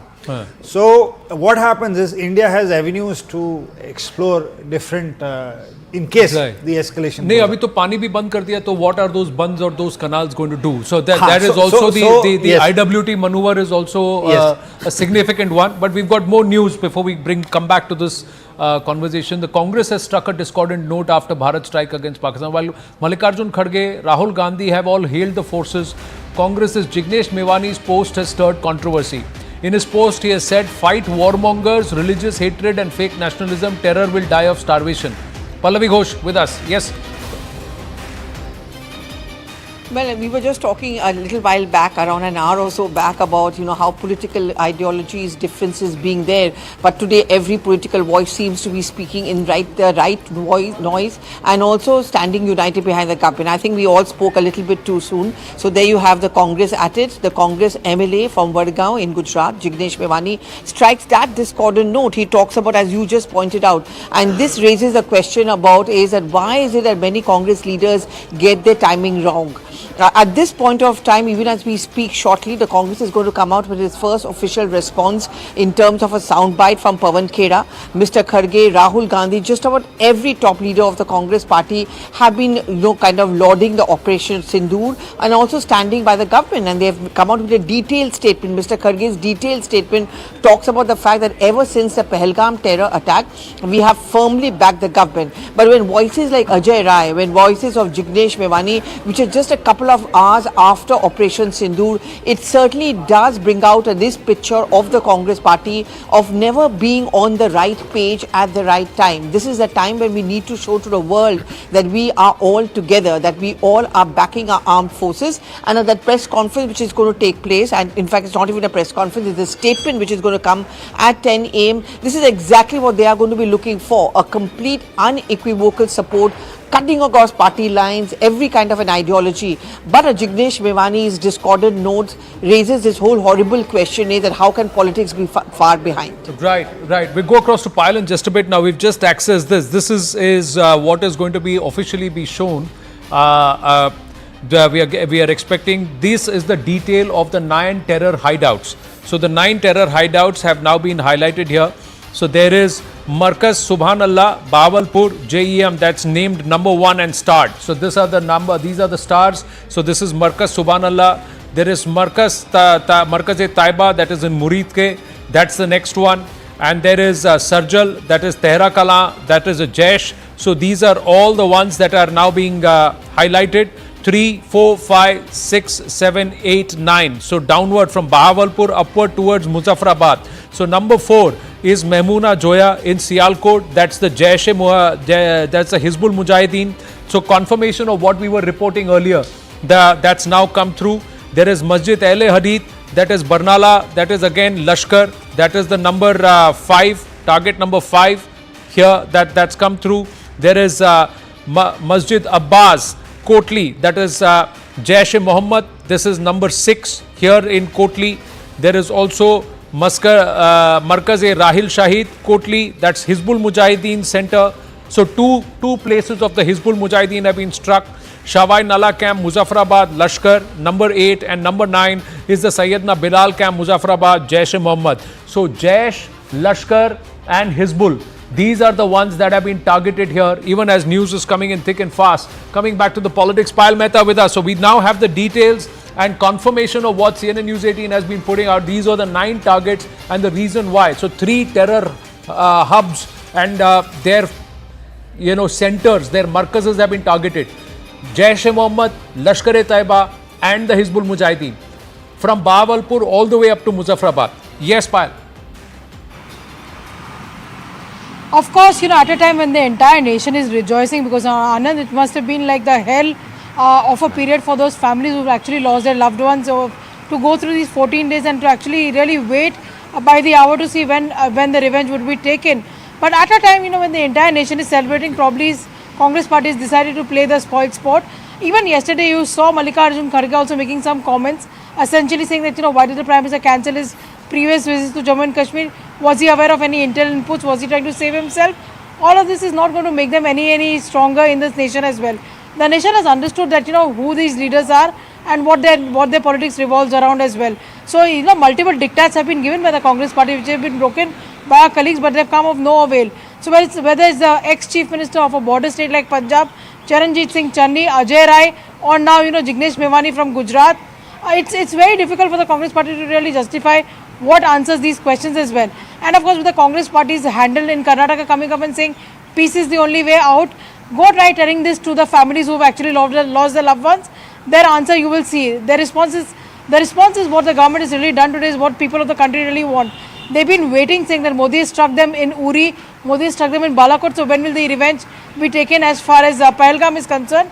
So very, very unfortunate, because even the most sternest of voices which have been diabolically opposite to what the BJP's ideology have been. Right. Asaduddin Owaisi has also been making a very, very mature statement all through, so obviously the Congress party will have a lot to answer, not just to Prime Minister Narendra Modi or the BJP, right, but to the people of the country. Right, thanks Payal. Zaka, more news coming through. Yeah, top defense sources telling CNN News 18, Zaka Sharma, that the Indian Army played a stellar role, a major role in what happened in Operation Sindoor. It engaged most of the targets. Both the forces, that's the Army and the Air Force, coordinated based on the distance and the vicinity of the target. Some of these targets were almost 90 kilometers inside the line of control on the Pakistani side. The weapons and the weapon systems were also decided based on the input of how far these targets were, these terror targets were from either the international boundary or from the line of control. Akash has more details on this. Akash, so 3-4 things which are important, which are getting underlined is A, none of these flights crossed the line of control or the international border. The weapon systems that were used and which were engaged were purely based on how far these targets were from Indian territory, and basis that these targets were decided and the weapon systems to be used to hit those targets were also decided. Exactly, Zaka, it was made very clear that none of our jets, crossed the LAC, in fact. And now it is coming to fore that it was a, coordinated effort, of course. But then the targets and, in fact, the engagement was decided on the basis of the distance. And we have been told that distance targets were basically engaged by Indian Air Force. We have been told that at least two distinct targets were engaged by Indian Air Force and rest were engaged by Indian Army. And this is the reason why we are talking about loitering munitions, because as far as Indian Army's role is concerned, so of course we know that Indian Army, doesn't operate the fighter jets, and that's the reason why they were using these precise, in fact, precision, weapons, which in fact we will get to know as to which weapon, was used. But yet, Indian Army played a major role with, engaging 70% of the targets. Among these 9 targets, we have been told at least 6 to 7 were engaged by Indian Army in this case. let's just credit the armed forces for what they have done.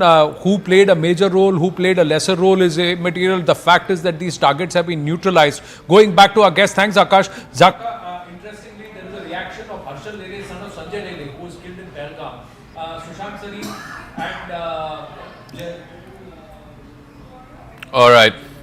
So clearly, I mean, what we're awaiting in the next hour at 10 o'clock at the National Media Center, we will have the joint briefing by officials from the Defence Forces and also from the Ministry of External Affairs. Clearly, India is calibrating this response. The first was to put out there the 9 locations that have been hit, 3 of which happen to be the headquarters of the Jaish, the headquarters of the Lashkar, and the headquarters of the Hizbul Mujahideen. Also, the very first statement that the Indian Army PR put out said India does not wish to escalate. It is the terror targets that are being hit. No military installations have been targeted. I want to go back to Sushant Sareen and try and get his perspective. What are you hoping to hear from that press conference, Sushant? Because the Indian armed forces, the Indian government seem to be taking a very measured, very calibrated sort of response, saying that what we are seeing today in Operation Sindoor is simply to avenge or to respond to what we saw in Pahalgam 2 weeks ago. Zaka, before I answer your question, I just want to weigh in on a couple of things that were being said earlier. I think Mr. Jignesh Mevani, I don't know how much he knows about what happened in this country earlier, but you know, there was a lot of love and a lot of milk of human kindness was flowing between 2004 and 2014, and it wasn't as though terrorism had died a death at that point of time. In fact, we had a lot of terrorism at that point of time. So I really wish politicians would behave much more responsibly rather than, you know, taking digs and making silly comments at this point in time. Secondly, you know, you were talking about the character of the army chief in 2019 and the Pakistan army chief now. You know, while I might agree to some extent that Bajwa and Asim Munir are 2 separate people, clearly they are. But look, I might want to do whatever I might want to do with the Pakistanis. But at the end of the day, I also have to see what my capabilities are. My intentions could be anything, but what is my capability? Do I have that capacity to carry out a conflict with India for very long? Can I sustain that conflict? Maybe yes, a short, sharp kind of a thing, yes. Maybe 2-3 days, a couple of rungs up the ladder. But beyond that, do I have that wherewithal to do it?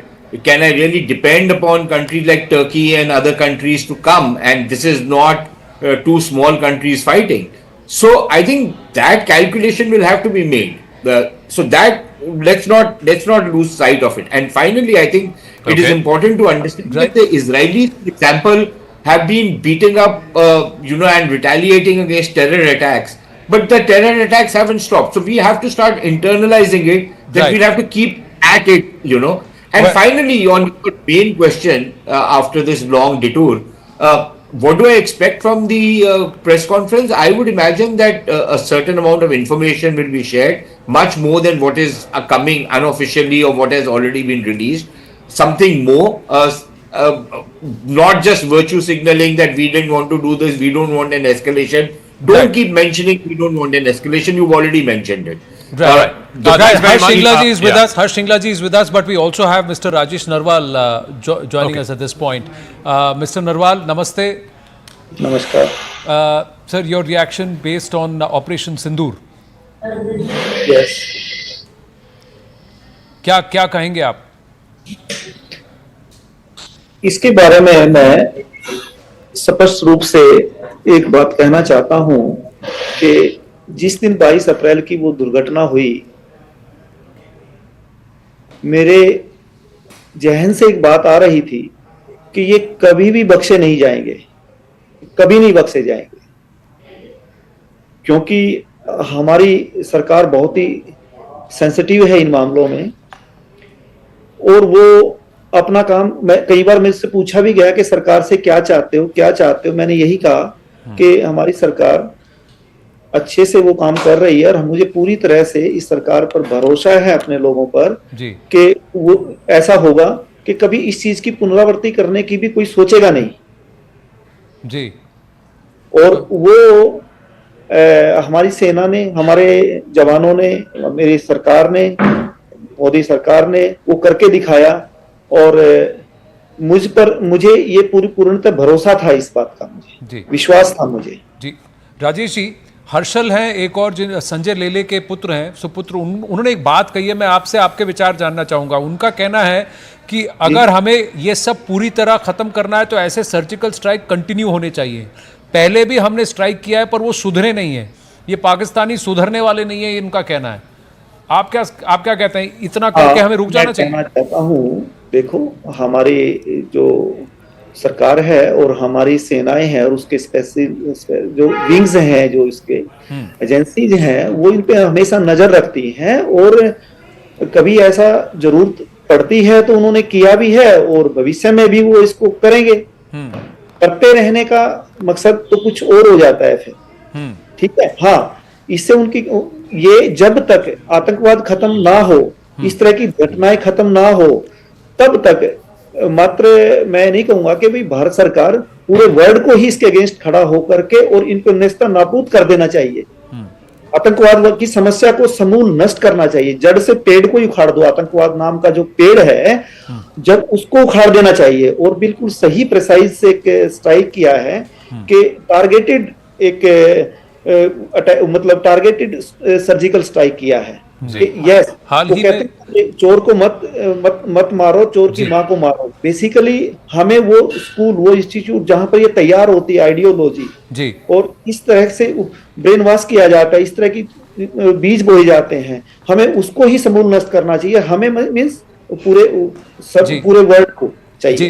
विनय तो शांति से रह सकते हैं। राजेश जी, विनय तो वापस नहीं आएंगे, देते रहेंगे। विनय तो वापस नहीं आएंगे, लेकिन ऑपरेशन सिंदूर, इस ऑपरेशन को नाम दिया है, इस पर आपकी प्रतिक्रिया? आपको लगता है ये सही नाम था, सही नाम चुना है? एक नाम इससे अप्रोप्रिएट नाम नहीं हो सकता, क्योंकि मेरी बहनें, मेरी बेटियां, इस देश की बेटियां, बहनें, माताएं, उनके सामने इतनी निर्ममता से उनके सिंदूर की हत्या की गई, उनके सुहाग की हत्या की गई पूछ करके। इससे घिनौना कृत्य नहीं हो सकता दुनिया में कि निहत्तों पर तुम वार कर रहे हो। जी, उनकी बीवी के सामने, वाइफ के सामने, बच्चे के सामने आप क्या कैसे कर सकते हो? एक आम इंसान नहीं कर सकता, जिसमें जरा सा भी इंसानियत नाम की चीज है, वो कभी नहीं कर सकता ऐसा। तो उन्होंने जो किया है उसका जवाब देना ही बनता है। और जब तक आतंकवाद नामक पेड़ को जड़ से उखाड़ करके उसकी जल समाधि, अग्नि समाधि ना बना दें, तब तक हमें पूरे वर्ल्ड को ही नहीं बैठना चाहिए। जी नरवाल जी, बहुत बहुत धन्यवाद हमारे साथ जुड़ने के लिए। Thank you very much. I also want to go across to former foreign secretary Harshpreet Shringla, former Indian ambassador to the United States. Mister Shringla, thank you very much for joining us. Your first thoughts in the immediate aftermath of Operation Sindoor, the first set of conversations that have happened between the National Security Advisor and the US Secretary of State and now acting NSA, Mr. Rubio. Mr. Rubio has also tweeted and he said he's spoken to his Pakistani counterpart as well. They want to try and resolve this quickly and peacefully. What are the kind of conversations that are happening right now? We believe that your colleagues in the MEA have spoken already with government representatives from Saudi Arabia, from UAE, US, of course. What are the nature of the conversations you think are likely happening right now, and what is the priority and the focus for everyone? So first of all, I think congratulations and thanks are due to Prime Minister Modi and the brave members of armed forces who really delivered, a response to the Pahalgam attacks with a calibrated and precise sort of strike, targeting terrorists and terrorist infrastructure inside Pakistan and Pakistan-occupied Kashmir. At the same time, I think, I was very touched by what Lieutenant Narwal's father just said, that whatever we do, the pain of that, the terrorist attack on 22nd April can never be fully erased. But we have to do what is very, very much in our karma, and I think we have done what is necessary. And yes, we have reached out very quickly and immediately following the strikes to some of our main partners, the United States, UK, Russia, but also Saudi Arabia, UAE, and conversations have been held at different levels. And I think it's important to immediately brief your partners at the global arena about exactly the nature of your strikes, the intentions behind it, assessment, and what could be. Mr. Shringla, your assessment of some of the responses that we've been getting from the United States, the UAE, and some of our other partners, Israel, do you believe that the world is going to lean on Pakistan now to perhaps pull back, restrain itself, and not go down the path that it has? India has only targeted terror infrastructure. So, first of all, the choice of targets diplomatically, what does that convey? And secondly, how the international community has responded to India's outreach? So I think in the first place, all our interlocutors have appreciated the fact that our, response was very calibrated and very precise, that we focused on non-state actors and terrorist infrastructure and we did not in any way, want this to be an escalatory sort of situation. And I think our interlocutors do understand that they now need to lean very heavily on Pakistan. I don't think this is what we are saying, but this is coming from their side, that they don't want this to escalate. They don't want this to become another confrontational arena. That what had been necessary in response to terrorist attack has been undertaken, and that Pakistan needs to now get its own house in order rather than to escalate matters that for which we are also fully prepared and would be responsive. So this is something that I think at the global diplomatic level, phone lines will be working overtime. I think there will be a lot of calls being made at very high levels, and then certainly I think Pakistan would feel the pressure of some of its major international. I also want to ask you, since you said Pakistan will feel the pressure, obviously the Americans have leverage over the Pakistanis, the Saudis do, the UAE, Emiratis do. What about China? Why are we not hearing about conversations with China? Because if there's any country that can bring pressure to bear on Pakistan, it would be China, right? Even in these last 2 weeks, I've not heard of any conversation between Foreign Minister and his counterpart in China. Why is that?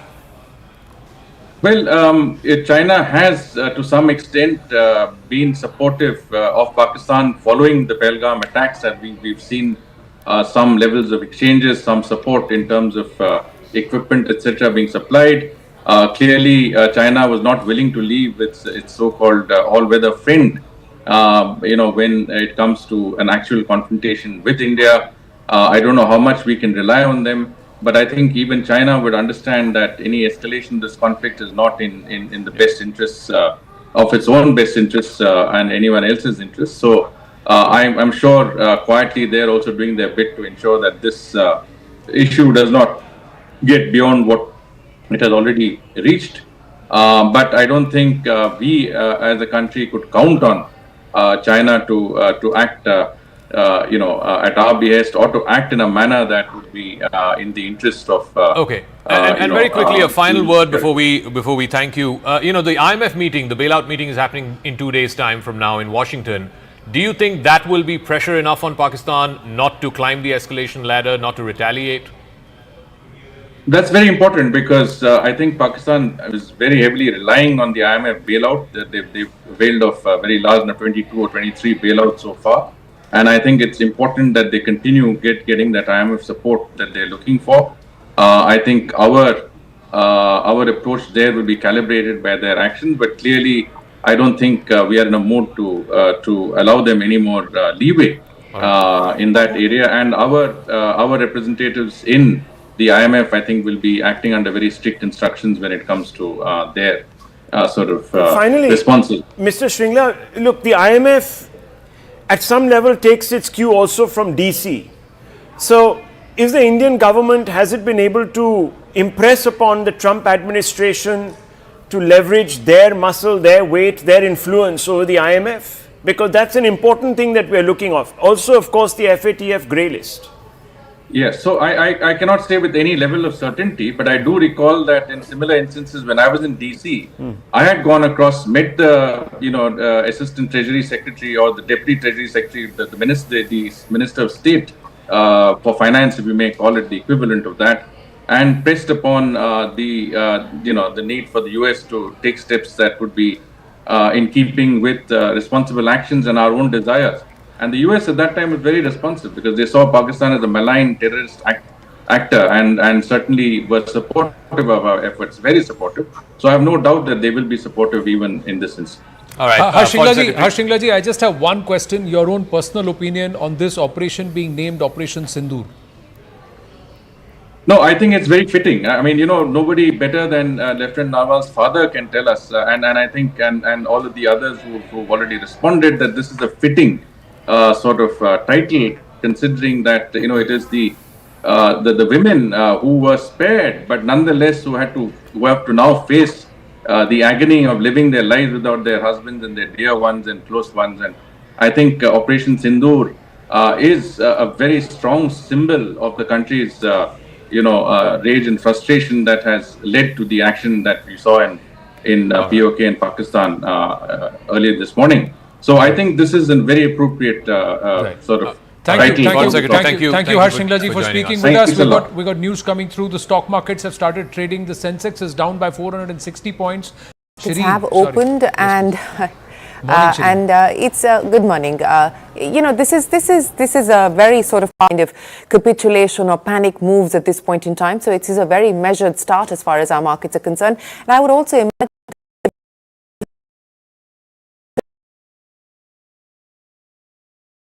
been factored in by market participants, and that is what we're seeing on the screens at this point in time. There as far as the markets are concerned, but the markets will track what is going to happen in terms. But at this point in time, there are several other factors to contend with as well. In fact, overnight we had the big India on and so forth are reacting positively. The defense stocks are of course reacting on account of the news of Operation Sindoor. Flight disruptions already a thing that we will need to deal with. So counter the fact that you are seeing these Air Force exercises underway, as well as the drill open for civilian purposes at this point in time. So that's going to be a separate side of the story to watch out for. Advisories being issued at this point in time. The UK government issuing an advisory. So we will have to. The US, you were talking about the IMF, that crucial meeting is on the 9th. Will there be a change as far as the IMF's position on any further loans to Pakistan is concerned? That is going to from both asking for de-escalation. All of that will of course play out as far as market sentiment is concerned. And by the way, at this point in time, the Nifty has moved into positive territory. So as I said, it's a very measured reaction by the Indian stock market. So Shireen, just very quickly, I mean, how much of this is because of the fact that markets had already sort of factored in some kind of kinetic response by India? And also secondly, the announcement of the free trade agreement yesterday with the UK, I believe there was some announcement of some kind of deal with the US as well that came late night. Again, how do you see that playing out once the immediacy of this operation and possible retaliation by Pakistan, once that cloud passes, do you think the markets will continue? They're already in the green now, even as we speak. Yes, Shireen. Yes, and that's what I was talking about, Zaka, that we've already seen the response from the markets moving into positive territory at this point in time, because nobody wants an escalation, and certainly the markets would not want an escalation.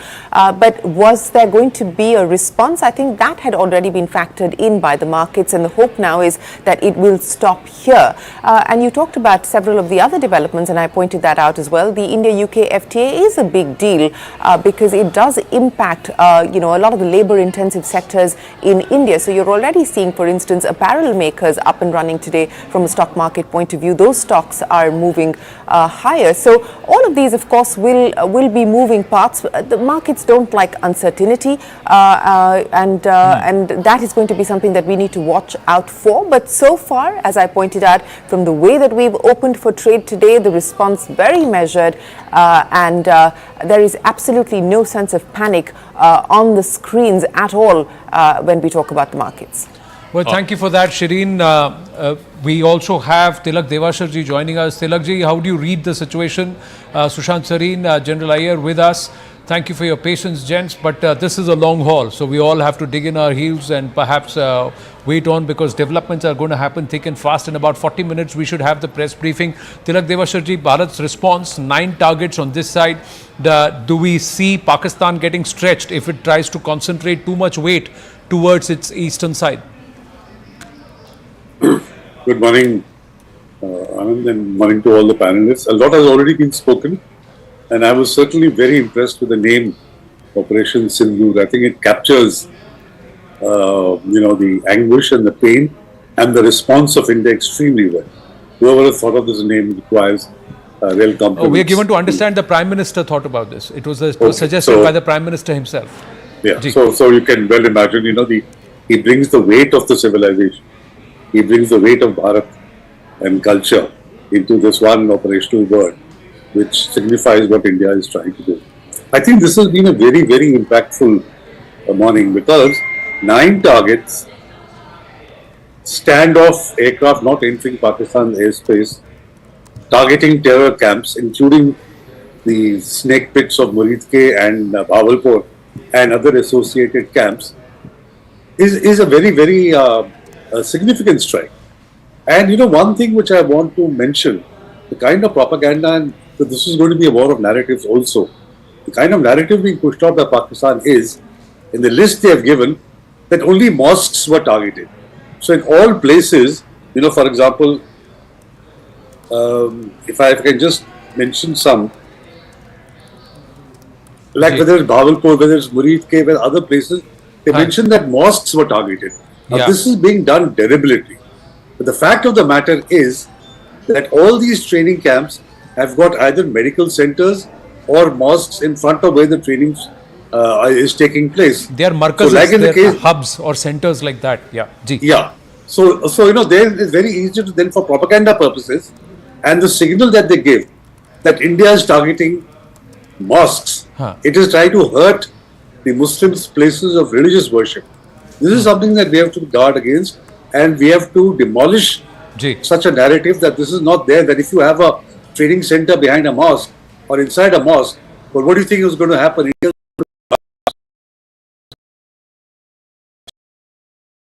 Factor. Tilak ji, please hold your thoughts. We've just got updates coming through. Prime Minister Narendra. There is a picture also of the Prime Minister watching the operations from the war room at that when this was happening. Perhaps some calibration or to ensure that Bharat is ready for a response, reprisal, and all those who are at this point. Going back to our guest, yes, Tilak ji, please complete. Yes. So, now what Pakistan people that it has the capability and it has the capacity to respond. It will be using by air assets. They could also use missiles, but or you take it one notch higher. You see, my own sense, what happens 2 years down the road when Pakistan indulges in terrorism again? The sense that you get from what the Prime Minister had to say in Bihar, what the Home Minister, what the Defence Minister have been saying, that you cannot allow Pakistan to continue with this bleeding India. Every now and then when an army chief feels he needs to burnish his image and to show how much of a macho guy he is, to launch another terrorist attack and innocent Indians get killed. So is it probably better to absorb pain once, now, go up the escalatory ladder, continue to maintain dominance, but make sure that the message that gets to Pakistan is so harsh that it will not dare do something like this again. All right, Mr. Deveshwar, just give me 1 second. We're getting more breaking news and I want to go across to Payal, my colleague. So the Prime Minister is getting continuous briefings about what's going on, the aftermath of Operation Sindoor, how long it lasted, the targets, what the operational details are, the damage that's been left behind, and of course now he has to manage the diplomatic fallout of it as well. Payal, what more details do we have? Who all are there? Who all are briefing the Prime Minister on a minute-to-minute basis of what's going on there, both during the operation and now, of course, more importantly, the aftermath of the operation? Dhaka, we aren't really sure if it's a physical briefing that the NSA is holding with the Prime Minister. It's probably communication that he's having with the Prime Minister, briefing him about what really transpired, what is the aftermath, how is the world reacting to it, how is, of course, Pakistan also reacting to it, because Ajit Doval is one person who knows a thing or two about Jammu and Kashmir and knows a lot of things about Pakistan as well. But, this is going to be a very, very important briefing that the Prime Minister is getting ahead of the official briefing that the armed forces will be doing at about 10:30 this morning. Of course, the government wants to make sure that they have all the information in accuracy, and it will be important to see if the government also decides to go ahead and brief other constitutional authorities, whether it's the Vice President of India, the President of India, etc. as well. that call has to be taken. But as of now, what we're given to understand that Ajit Doval is briefing the Prime Minister by the second. And we also reported earlier this morning, Zaka, that the Prime Minister was monitoring the details right through the night. And of course, the war room also had a small group of people who were monitoring the situation. So whether it's a physical briefing or not, we're not really sure. But we do understand that Ajit Doval is still briefing the Prime Minister. And that is going to be an important briefing ahead of the official briefing that takes place at the National Media Center at 10:30 this morning. Well, I think there is a reason why this has been delayed. Sushant Sareen, Tilak Devashar with us. Sushant Sareen, do you agree, disagree with Tilak Devashar that this time around Bharat's posture is that we will take the losses at a on hand right now, bear with it, brace for perhaps a certain level of impact, but continue to push through so that there is a long-term breakaway or deterrence for Pakistan in terms of fomenting terror on Indian soil? Look, number one, I am convinced there is no long-term deterrence. You will have to keep re-establishing the deterrence, and you will have to keep, building up your own defense sinews much more than what we have done over the last many years. Some ways we have neglected it. But I think we will have to go up the escalation ladder. I have no doubt in my mind that we'll have to do it if the Pakistanis were to do something extremely provocative. If they were going to come and do something which, is water off a duck's back, then maybe, yes, we can just let it slide. But other than that, I think we will have to go up the escalation ladder. That's a no-brainer. But look, here is the thing. How far are the Pakis also going to be willing to go? And I think that is a calculation that they will also have to make. Because they also know that there are very serious consequences that await them. All this bravado which they are showing, they can show. And let's also be very clear about one thing, Anand. Even in the past skirmishes and wars and conflicts that we've had with the Pakistanis, invariably what happens is that when this thing starts, they tend to pull a surprise or two over us. It has happened in Kargil, it has happened otherwise on a number of occasions. And then, our guys, they get their act together, they have their feet more firmly planted on the ground, and then they hit back with everything they've got. Now, the Pakis, if they want to go down that road, by all means, be my guest. But they will also have to factor in the consequences of what they will be getting into. So I think this is a calculation both sides will have to make. And my own sense is that we will have to go up, not because that is going to end this menace of terrorism. No, maybe it will give us some relief for a couple of years, and then, as Mr. Deveshwar says, there will be another army chief, if not in the next 3 years, 4 years, then in the next 10 years, maybe in the next 15 years. Asim Munir is not going to live forever, even though he's probably appointed himself army chief for life. But there will be a new army chief, right? And at that point of time, that guy will want to try something again. Or if Asim Munir's position becomes weak in the next 6 months, 1 year, he might be tempted to try it again. So I think the message which you have to deliver is, you try something like this, then there are these kind of consequences that are going to visit you. Which essentially means that we now have to be on a 24/7 kind of a vigil as far as Pakistan is concerned, and we need to increase our defense capabilities to a point where you don't even have to wait for 2 weeks anymore. You will retaliate within hours of any adventurism by the Pakistanis on the terrorism front or on any other front. And I think that is the direction in which we should move. But unfortunately, I think, we tend to be complacent after we do some things, and then we slide back into that element is there a way to break out of that cycle? More importantly, are we willing to pay the cost to break out of that cycle, if at all there is a way to break out of that cycle? I'm also joined by Lieutenant General retired Subrat Saha, former member of the National Security Advisory Board and former GOC of the 15 Corps. General Saha, your first reaction to Operation Sindoor, and now what every guest has been saying to us since morning, that the Pakistanis will have to respond. They can't be seen as not responding. How does India then calibrate its response to a Pakistani response? Thank you. Firstly, I think the operation has been named so aptly. The way the terrorists singled out the men and killed them in front of the women, and the significance of the Sindoor in India is so well understood I think, as the ADGPI tweet puts it, the justice has been served. I think the operation itself is named so well. And rightfully, as you ask, we have to be prepared for, retaliation. Even Shahbaz Sharif in his tweet has put it over there that they will retaliate. So I think the retaliate, we must be prepared across the spectrum from a very base level of terrorist activity and not necessarily restricted only to Kashmir, but across the country, because there are sleeper cells who are active all over the country, who will get activated all over the country, and of course, particularly in J&K. Apart from that, we are already seeing some excessive heating up of the line of control.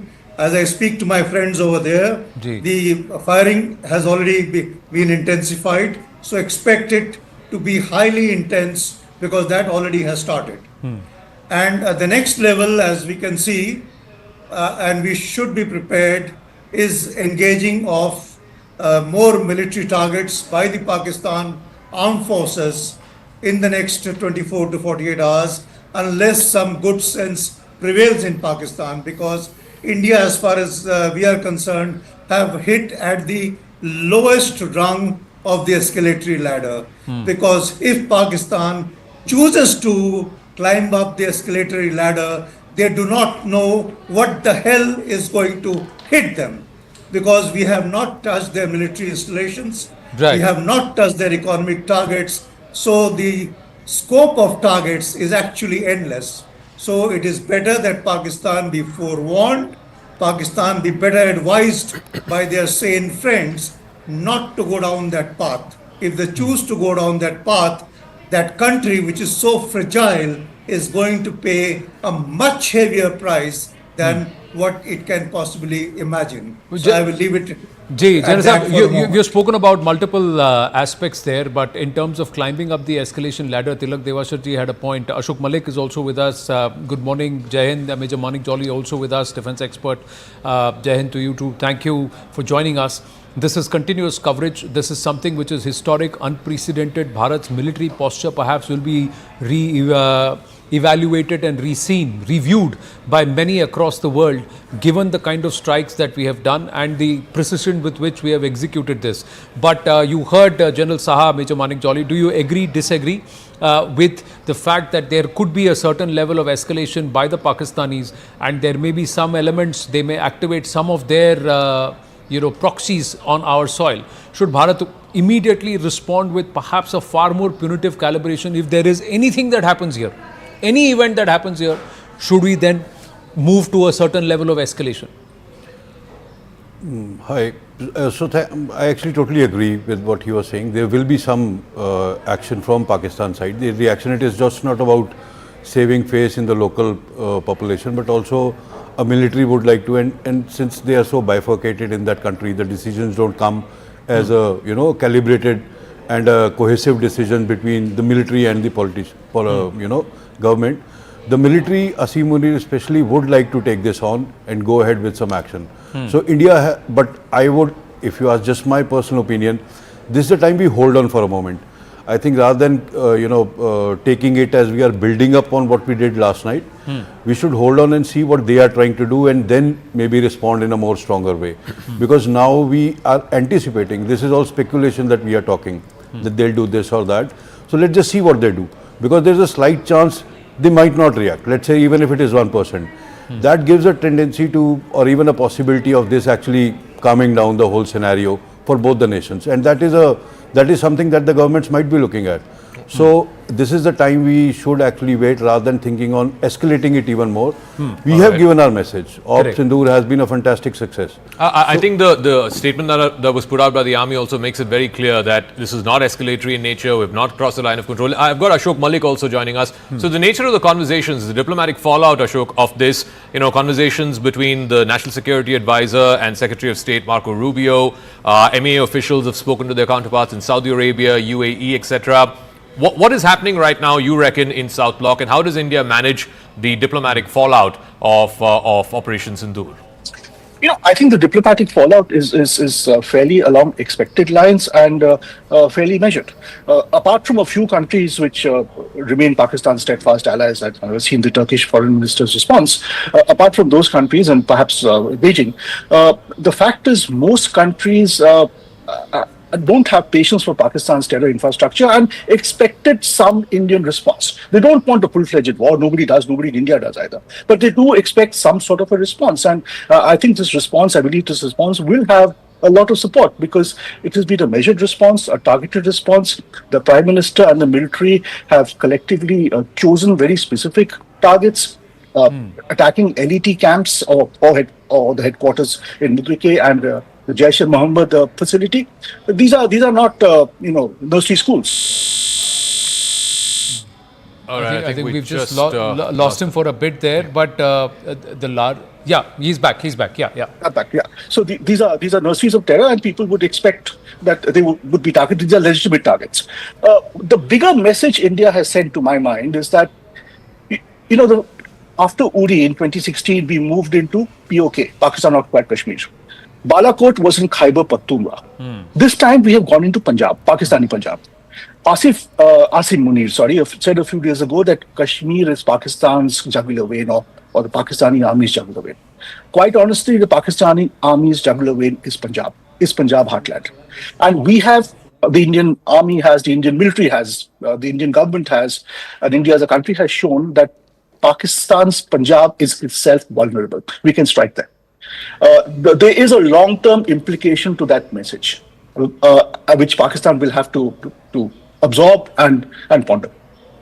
Ashok, one more question before we let you go. Who are the countries right now in the world who have the leverage with Pakistan, and particularly with the Pakistani Defence Forces, Asim Munir, because ultimately whatever action they choose to take or not choose to take will be Asim Munir's decision. The civilian government, I guess, will sign off on it.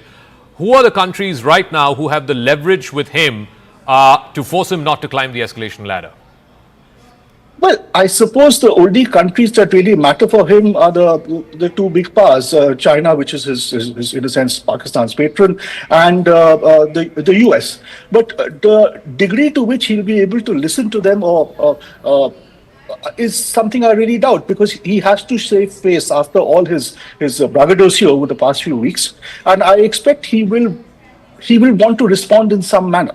And I don't believe what we are seeing today is the end of it, to be honest. And do you reckon that the IMF meeting, which is in a couple of days from now, I think it's $1 billion package of the overall $7 billion package, that will have any pressure to bear on how the Pakistanis choose to respond or not respond? Well, I still believe even they'll probably respond after the meeting, if they do at all. But they wouldn't want to sort of queer the optics for that meeting. But for domestic face, the Pakistani army would have to respond. Remember, this is not a strike on some far-off frontier province. This is a strike in Punjab, Pakistani Punjab. And do remember, the Pakistani army only took the 65 war and India's response seriously when the Indian army went into Pakistani Punjab. Correct. So Punjab is their jugular vein, Punjab is their heartland.